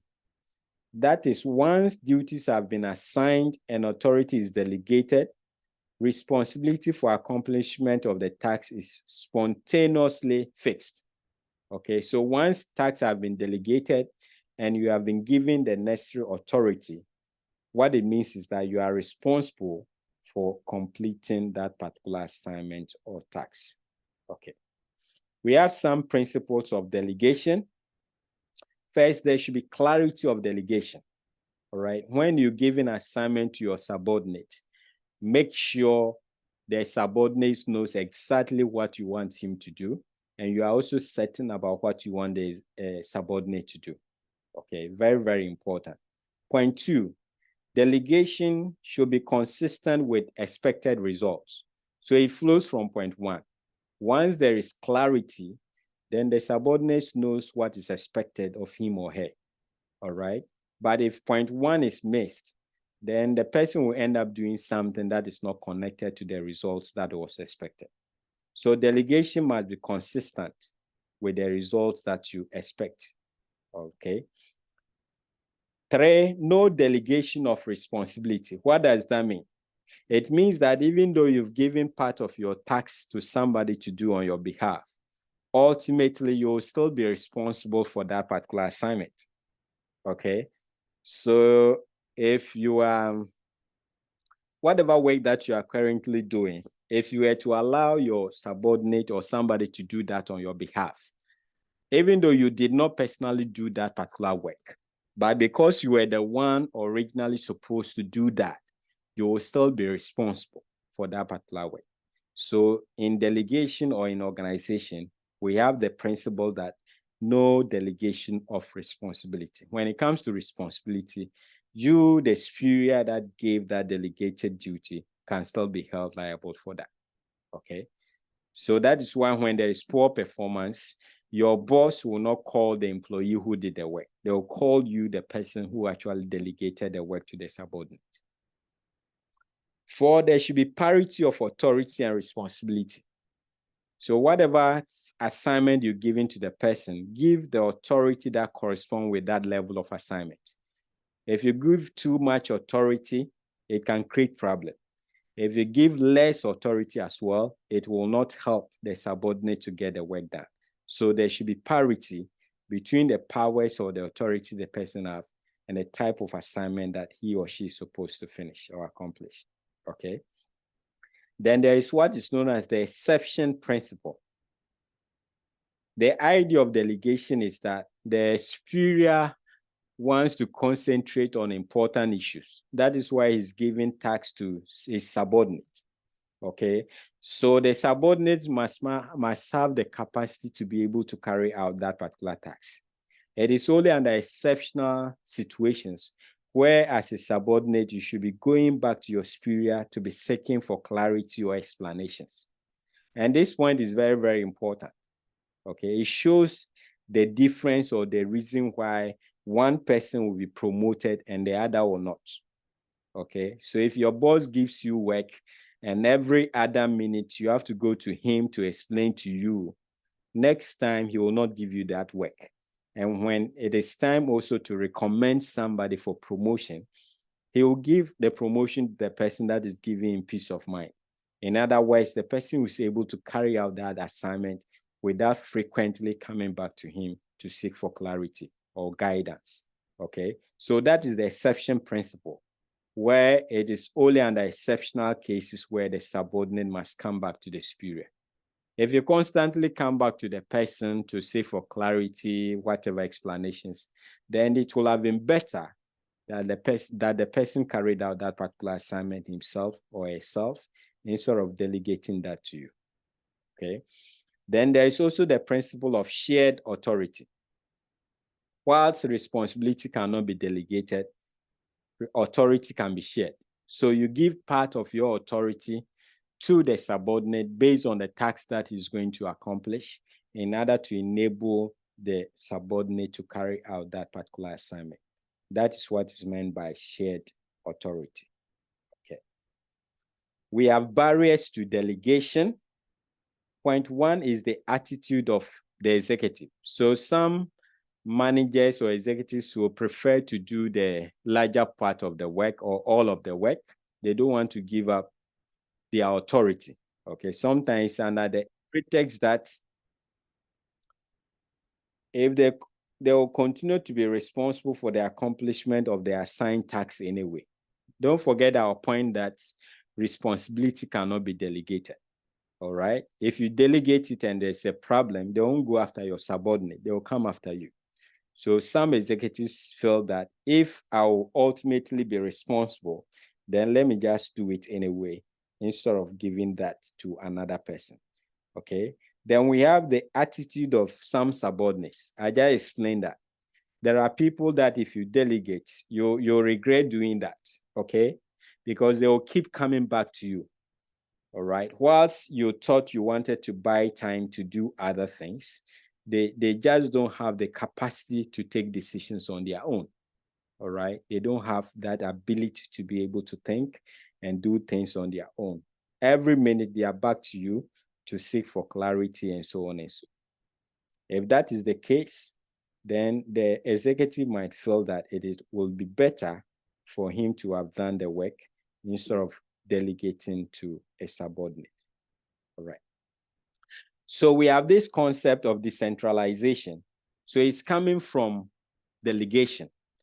Delegation is normally one-to-one. When one superior decides to give an assignment to another subordinate, it is known as delegation. Decentralization is when this is done as an organization-wide policy, right? So decentralized, where certain authority and responsibility of a higher level is given to a lower level in the entire organization. That is the concept of decentralization. So it connotes the same idea, but whilst delegation will be just one superior to one individual, as I've indicated, decentralization tends to be an organization-wide policy where the entire organization decides to delegate from one higher level to a lower level. Okay, so that is the main difference. I think you can study or read on this because of time. There are several differences that you may want to consider. But the main thing is that delegation is at the personal or individual level. Decentralization is on the organizational scale. So criteria for decentralization, all right? What will make an organization to give some of its power and responsibility to lower levels of the organization? So according to Dale, his research indicated that these are the following criteria that will be used. One, they will look at the number of decisions. If we have more decisions to be made at the lower level, then it just makes sense for the organization to decentralize so that those decisions can be taken at the lower level. Okay. Then the second, all the points are related. The importance and significance of the decisions. If at the lower level, the decisions that have to be made there are very, very important. And if the right decisions are not made there, it can be costly to the organization. Then it is better to decentralize so that those decisions can be made at the lower level. Okay, point 3 is almost like that. The effects of the decisions. Okay, the more functions are affected by decisions made at the lower level and in turn affect the organization structure, the greater is the degree of decentralization. So the decisions at the lower level are so powerful and can affect the entire organization. If that is the case, let's empower those at the lower level to be able to make such decisions. Okay. Then checking of decisions. If there is the lesser need to check the decisions that are made at the lower level by the management hierarchy, then they have the laxity. Don't forget our explanation of delegation and the attitude of executives. Most of the time, they are just afraid that the subordinates will not do the right thing and they will be held responsible for that. Okay. So if you are certain that the subordinates in our context, the lower level can make decisions that will not require you checking to see whether they have done the right thing, then you can afford to embark on a lot of decentralization. Okay. Then the last point is that decentralization is best where no change must be made. So if the system is stable, the environment is stable, and you don't expect radical changes, then that also helps in decentralizing the activities of the organization. Okay. Let's just run through the advantages of decentralization. Point one says it reduces the burden of top executives. All right. So as I said, it's just like delegation, but this time around, it's across the organization.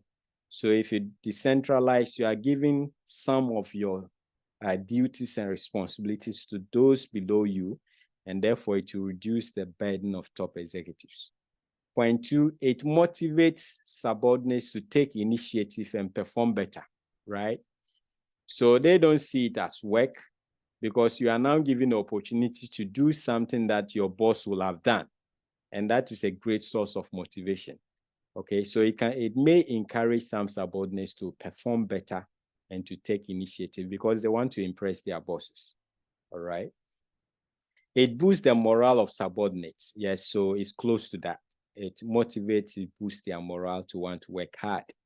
It helps in the development of managerial potential. So it's the same idea. Whatever the boss should have been doing, you have been given the opportunity to do that, and that will help in building your potential. Okay. It ensures product line diversification. All right. Because the organization is willing to give authority to several other people below them, they can diversify and make people in charge of several product line divisions. Okay. If it is centralized, they will only have few managers in charge, and so they cannot diversify. But once they go into decentralization, that can create several managers and decision-making authority and helps in diversification. Point six, it ensures division of work. So as I said, it empowers the lower level people, and that can create division of work, all right? It establishes better coordination and operation. It ensures effective control. That is profit center decentralization. Okay, so it can control, you can have more control because you have people in charge at various levels of the organization. It ensures quicker decisions, and therefore decentralization facilitates management by objective. Okay. Limitations, it entails excessive operational cost because, as we just indicated, you create several managers and authority making bodies within the organization. That can increase operational costs. There is lack of divisibility. So there are some issues that should not be decentralized. And very soon we will see some of them, all right? When it comes to objective setting, for example, it must always be the responsibility of top managers to set the objectives of the organization. So there are some things, in spite of all the benefits of decentralization, should not be decentralized. Point three, there is non-availability of good executives, or the non-availability of good executives can be a constraint, all right? So you may want to decentralize, but you don't have people with the competence to be able to handle the lower levels, the decisions there, and that can be a problem or a limitation in decentralization. There could be potential wastage of staff service, because the more you create, the more layers you create, the more service people that you need. Okay, so if you come to, I think all universities in Ghana are like that. Okay, outside, you may just have one office in charge of the administrative wing of the university. But our system is such that every department, you have an administrator, you have a messenger, you have cleaner. So at least you have about 3 people working in every department of the university. So you have so many staff people. The lower level is almost 3 times the senior members of the university, okay? Because there is a decentralized system, as we explained earlier on when we're discussing organizational chart. Okay. It may result in difficulties in policy control, because different decentralized units may have differences in policy approach. I hope this is clear. So all the various divisions may have their own policy, and these policies may conflict at some point. Some emergencies could be handled better if the problem could be solved by getting a quicker division from the central office, all right? But if it is a decentralized organization, you call head office, then they will tell you, call this branch. You call that branch, they tell you they are not responsible, call these other people, all right? Yeah, and what comes to mind was is a fire service, or when there is an emergency, and it's very, very difficult sometimes to determine which unit is responsible. Whoever you call, they will direct you to another branch. So that could be another problem of decentralization. If it was just one place that decisions were made, then it is easy to get response from that particular place, okay? Then the last point is that there is a potential loss of control. So you've created so many silos and divisions, and that could make control quite difficult.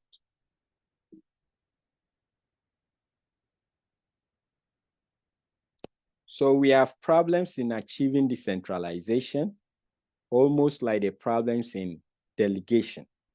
Executives may be unwilling to delegate, mainly in the belief that they can do everything better, all right? So this is obvious. Executives may lack the ability to direct others, hence do things by themselves. So as we said, if you delegate, you still be responsible. So it is expected that even after delegation, you direct and coach your subordinates to do the right things. Okay, some may lack the ability to direct others, and so they will want to do all the things themselves anyway. All right. Executives may not have confidence and faith in subordinates. So this is obvious. If you don't trust them, you won't give them your duties, because we said responsibilities cannot be delegated. So if you don't have faith and confidence in your subordinates, you may want to do everything instead of delegating those responsibilities. Okay. The executive may fear a situation where subordinate develops too much authority. So that's another important point.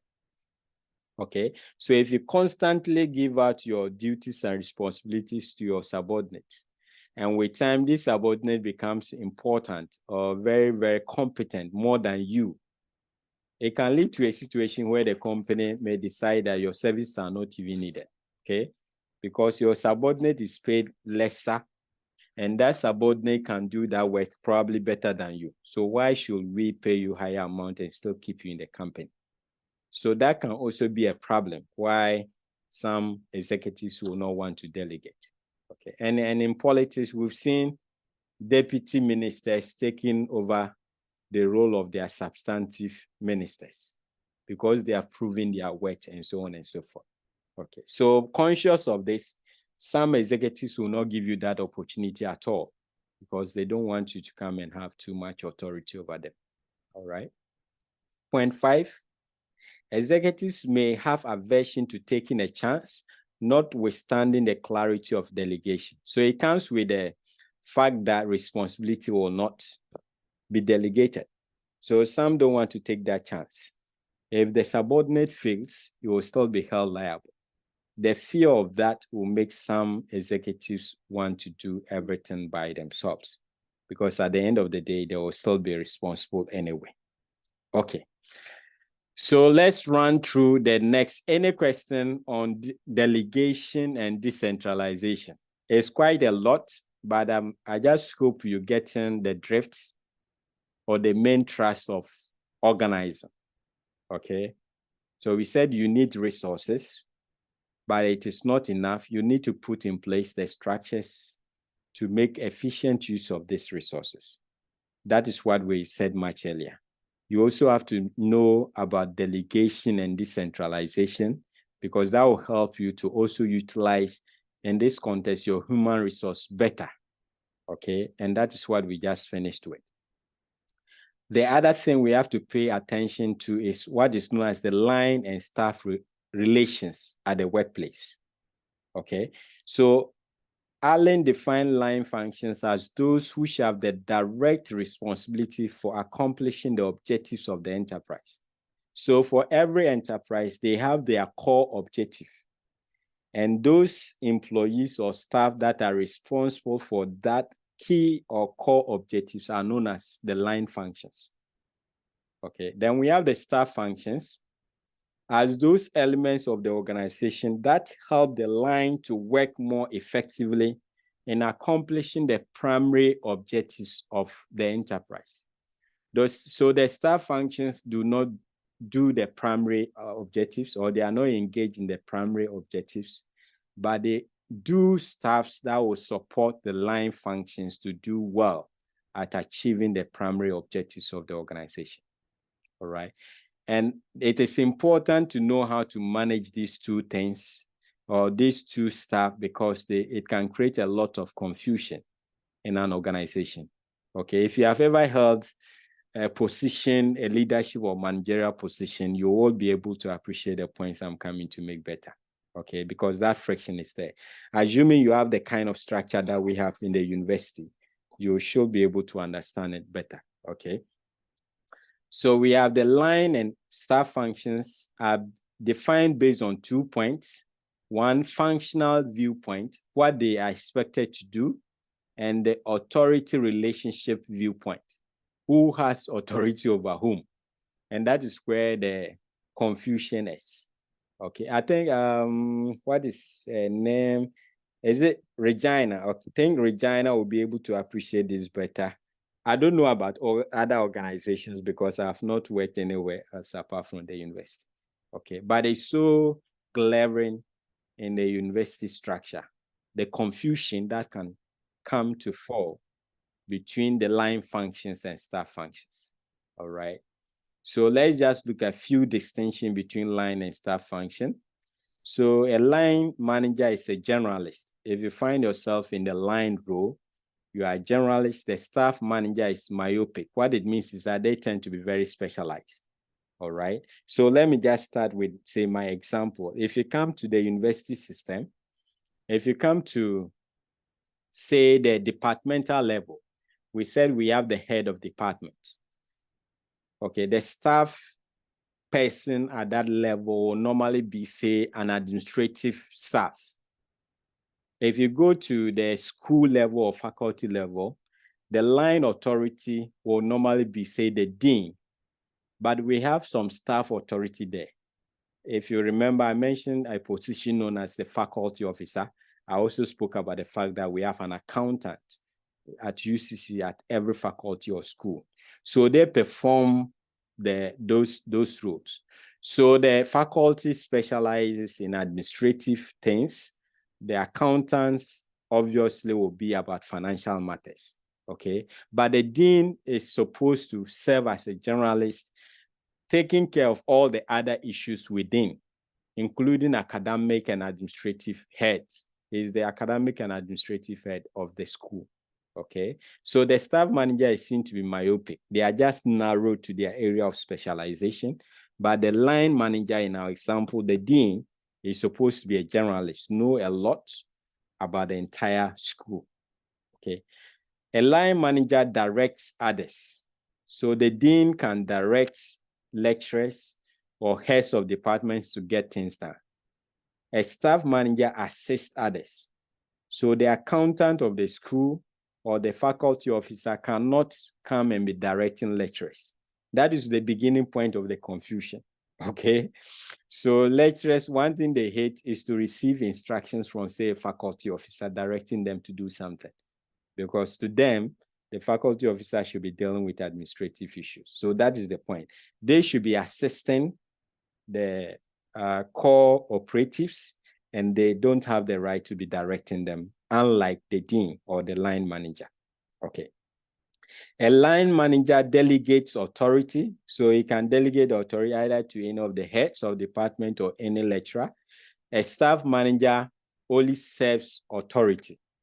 So you are there to assist the dean to carry out his roles. Okay, so you cannot be delegating that. All right, and that is another thorny area. A line manager trains subordinates. A staff manager is supposed to investigate problems. Okay, a line manager uses sanctions. A staff manager solves special problems. A line manager exerts control over subordinates. A staff manager makes plans. So you can see that the line manager tends to have a lot of authority, and the staff manager or the staff authority is simply to support the line authority in carrying out the duties and responsibility of the line authority. And these distinctions is where the distinctions are where the confusion actually emanates from. Okay, because sometimes the staff don't seem to understand their position. Other times the line don't tend to recognize and appreciate the role of the staff functions in an organization. And as a manager, you need to know this and handle them well in order to properly utilize the resources of the organization, which is the main reason why we're learning about organizing. Okay, so line and staff managers are expected to work harmoniously to achieve organizational goals. Yet their relationship is one of the major sources of conflict in most organizations. Theoretically, it is impossible to differentiate line and staff functions, which is also one of the reasons why conflicts cannot be avoided. So they will all be working most of the time towards a common objective, but what they should be doing is different. All right. So sometimes one might be thinking he's doing more in terms of helping the organization than the other, and that can create a lot of confusion. So line and staff conflicts can be grouped into 3 categories. So we have conflicts due to the viewpoint of the line. So the line, as I said, managers or authority tends to have a way they think about the staff authority. Okay. Then we can have conflicts due to the viewpoint of the staff. So the staff also tends to have some impression about the line authority in an organization. And there can be conflicts just because of the nature of the line and staff relationships. Okay. Somebody has developed himself to a highest point and is known as, say, a faculty officer. And yet when it comes to the school, he's supposed to behave as though he's a subordinate to the dean of the school and be taking instructions from the dean, who is supposed to be the academic head and, of course, the administrative head of the school. And that kind of nature of relationship will naturally create some level of conflict in an organization. Okay, so let's look at this categorization. So conflicts due to viewpoint of line. So from the perspective of the line function or authority, they feel that the staff lack accountability. So line managers generally perceive that staff managers are not accountable for their actions. So if you have followed my example so far, most of the time, if there is any problem in the school or faculty, the person the vice chancellor will be calling is the dean of that particular faculty. Okay, or if he decides to follow the hierarchy and calls the provost will not be calling the faculty officer or the accountant of the school. The person that will be called to come and explain whatever has happened is the dean of the school. All right, so that creates the perception that, yes, you are a faculty officer or you are an accountant, but if there is any problem, you are not accountable. I have to go and explain. Okay. Then they also tend to perceive that the staff people want to encroach upon their authority. And that also tends to happen a lot. So line managers often allege that staff managers encroach upon their authority by giving recommendations on matters that are outside their purview. Okay, so line managers, you have what you have to do, but most of the time, okay, the staff managers, you have what your job descriptions, but most of the time, the things are supposed to be done in consultation with the line authority. Okay, let me just give a recent example of an audit of some school and what happened. Okay, so the faculty officer, the school has a bus that they use for generating internal revenue. Okay, the school had decided on the rates for giving out the bus. If it is a faculty member that is requesting, most of the time they may decide to maybe reduce the rate a bit, but that should be done based on the authorization of the dean. Okay. So during this audit, the audit team realized that the faculty, this time it was even the accountant and faculty officer had agreed on reducing the rate for outsiders, not even staff members of the school, without the consent of the dean. So it was queried because based on their audit procedures, it is when it comes to financial matters, it is only the dean that can approve that. If you have agreed on a rate and you now want to reduce the rate, it should be the dean that will give the approval. Okay. So they needed a dean to ratify that decision. Otherwise, the accountant and faculty officer was supposed to pay the difference as far as that authorization or the reduction is concerned. Okay. So the dean at the meeting explained that he didn't know anything about the reduction. And that clearly shows that they do not go to him to seek for approval for that particular decision. So with that, and there are many other cases like this, where the staff people make decisions without seeking the authority or approval of the line authority. And that can create a lot of problem. Okay. So there can be encroachments on line authority. The third is dilution of staff of authority. So staff managers often dilute the authority of line managers and belittle the latter's responsibility. So just from the example that I've given, you can see that. So the dean will feel that you are undermining his or her authority, and that can create problem. Something that you needed to have sought for his approval, you gave the approval without seeking the approval or the consent of the dean or the line authority in this particular case. Okay. Then theoretical basis. Being specialists, staff managers generally think within the ambit of their specialization. So that is the other perception line authority have over staff managers or staff authority. So when they come talking, normally the line authority will say all that you're thinking about is, or what you know is just your division or your specialization. You don't know how that decision will affect the other areas of the organization. Okay. And also that can also create some level of confusion because the staff managers only make decisions based on their area, but the line authority is thinking about the entire division or organization and how things are likely to impact on the overall organization. Okay. Right. Regina, I saw your hand.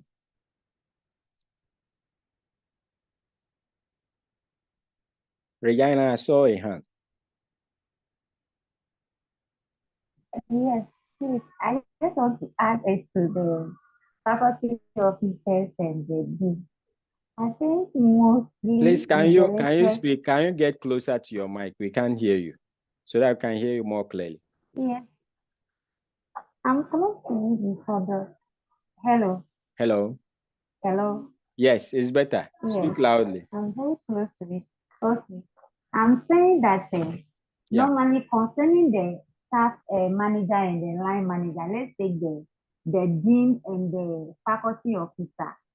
I think they look at the qualification, especially with the lecturers when they are professors and maybe the faculty officer is just a master holder and is controlling them. You say, you, if in maybe in a case I should be your boss, then you become a controlling me.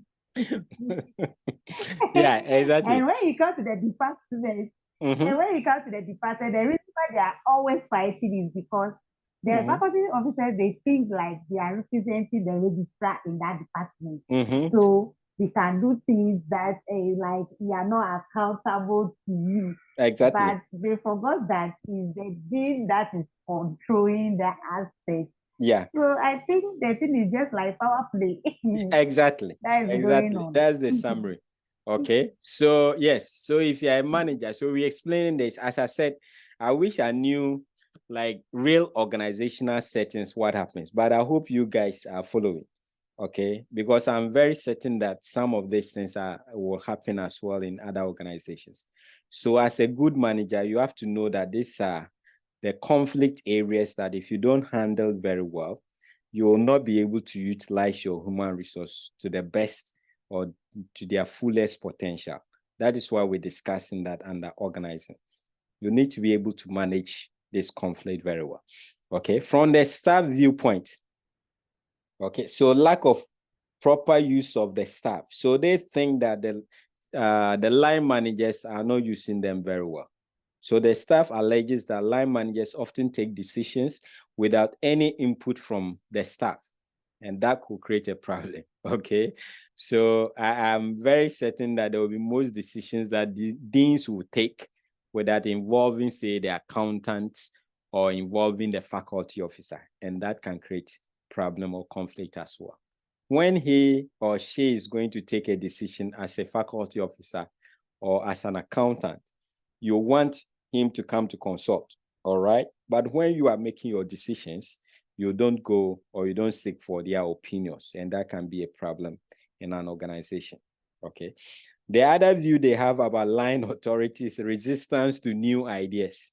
As Regina was explaining, and in the university system, it's almost like a military school, right? If you're a full professor and an associate professor is talking, most of the time you'll be insulting the person in your head, okay? To you, what knowledge does the person have? How much more, as she was trying to explain, say you are a first degree holder or you just hold your master's and you want to suggest certain things to your dean, who might probably be a professor or a dean and so on and so forth, okay? So it leads to... It's okay, Regina. I'm not talking for you. I'm explaining my point. Okay.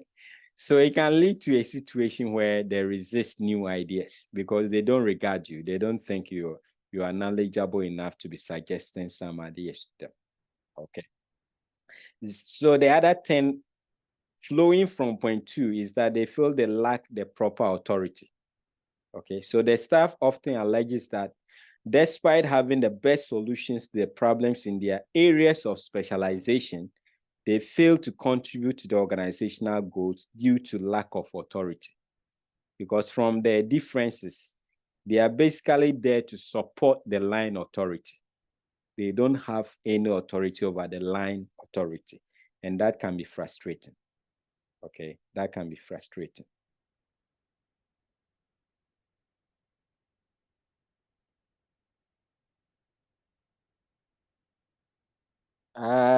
Then the different backgrounds, line staff managers are usually from different backgrounds. So it's coming, this last one addresses the last major categorization by the nature of the relationship, all right? So because of their different backgrounds, definitely there will be some conflict, okay? So accountant will only be thinking in terms of finance or money. Faculty officer is basically about administration, but normally the dean is somebody, an academic that also has his own area of specialization, and so it can create a lot of confusion, okay? As I said, if you are not working in academia, try and relate these explanations to your area, okay? To your area. So how to overcome the line and staff conflict? There should be clarity in relationship. Duties and responsibilities of line and staff should be laid down. It should be very clear. If you are a faculty officer, what are you supposed to be doing when you get to a particular school or faculty? If you're an accountant, what are your duties and responsibilities? If you're a dean, what are your duties and responsibilities? So there must be clarity on these things, and that can minimize the conflict. There should be proper use of the staff. So line managers must know how to maximize organizational effectiveness by optimizing the expertise of staff managers, all right?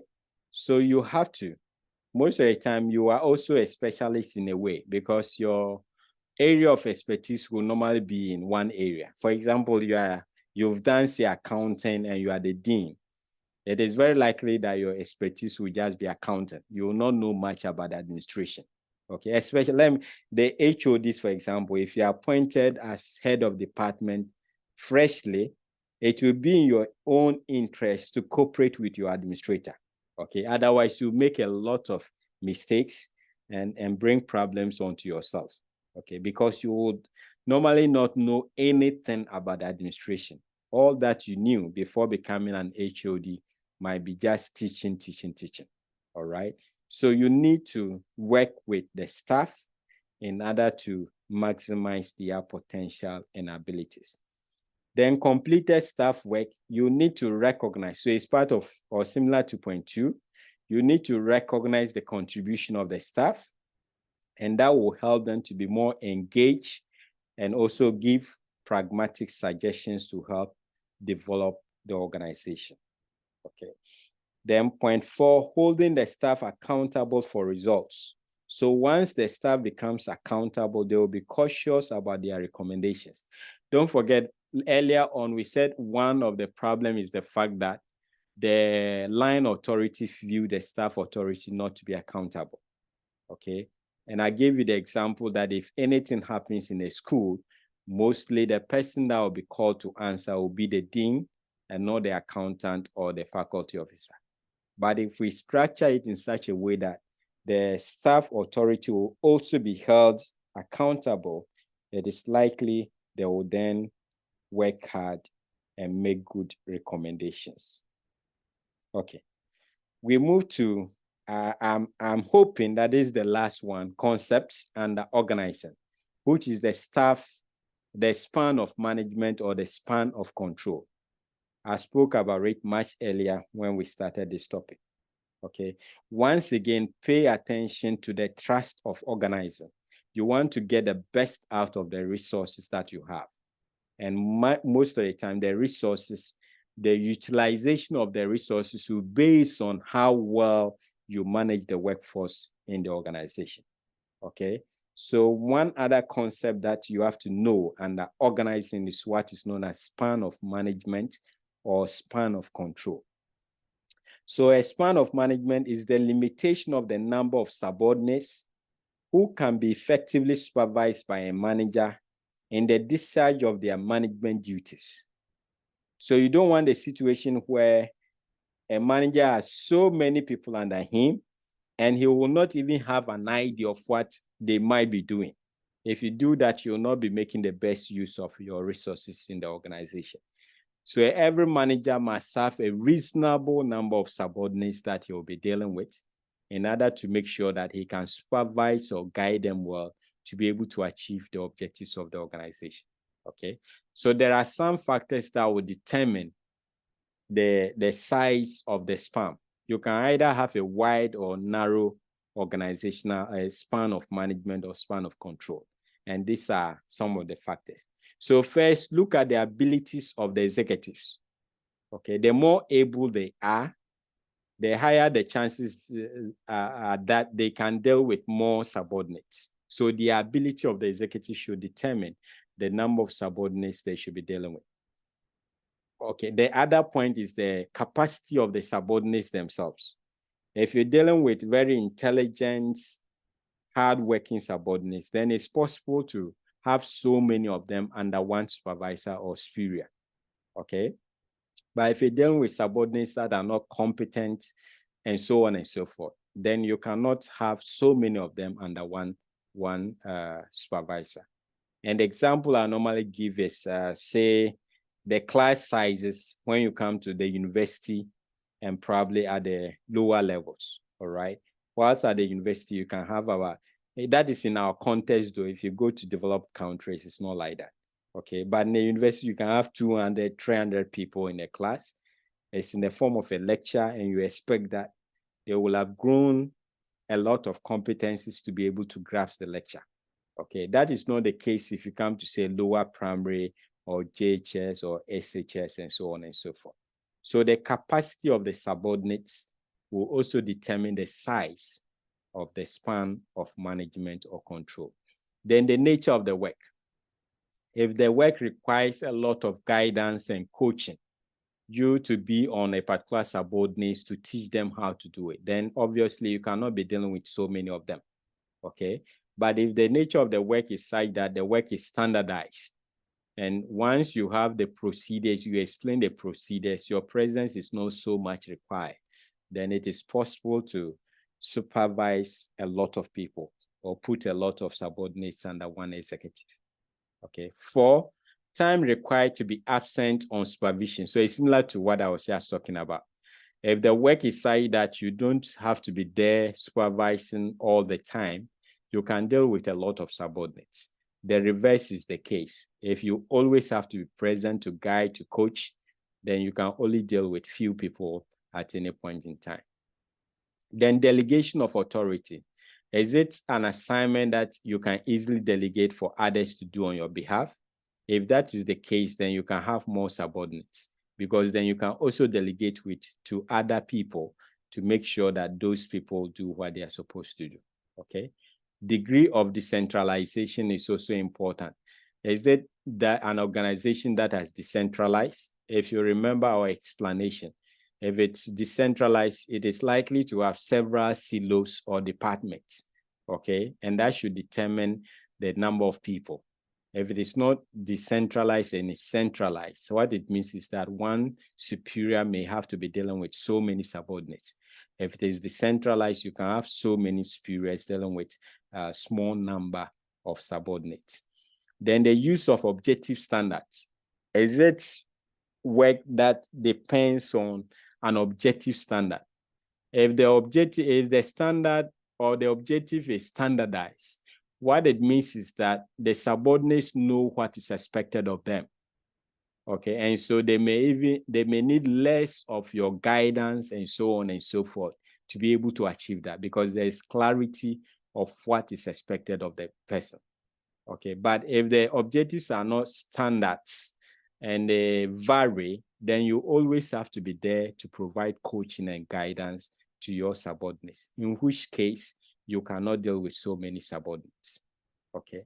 Then territorial continuity of function supervised. Is it the case that the work to be done is just at one location? If that is the case, you can have so many subordinates in that location and supervise the activities. If it is a work, however, that is decentralized across several locations, then it becomes difficult, because you cannot be at all of those locations at different points in time. So the geographical locations of the work that is supposed to be done can also determine the span of management or control, all right? Then the last point is similar to delegation that I just explained. Availability of staff assistance. Is it the case that you can also get some assistance to help you in supervising those subordinates? If it is possible to have more assistance to assist you, then it is obvious that you'll be able to supervise many subordinates. But if it is not possible and you are the main person who is supposed to do the supervision, then it is only natural that you can only cope with a handful of subordinates, okay? So these are the factors to consider in determining whether to go for wide or narrow span of control. Okay, thank you. We are done with the lecture. It has been a long day. Any question before we wrap up for the day?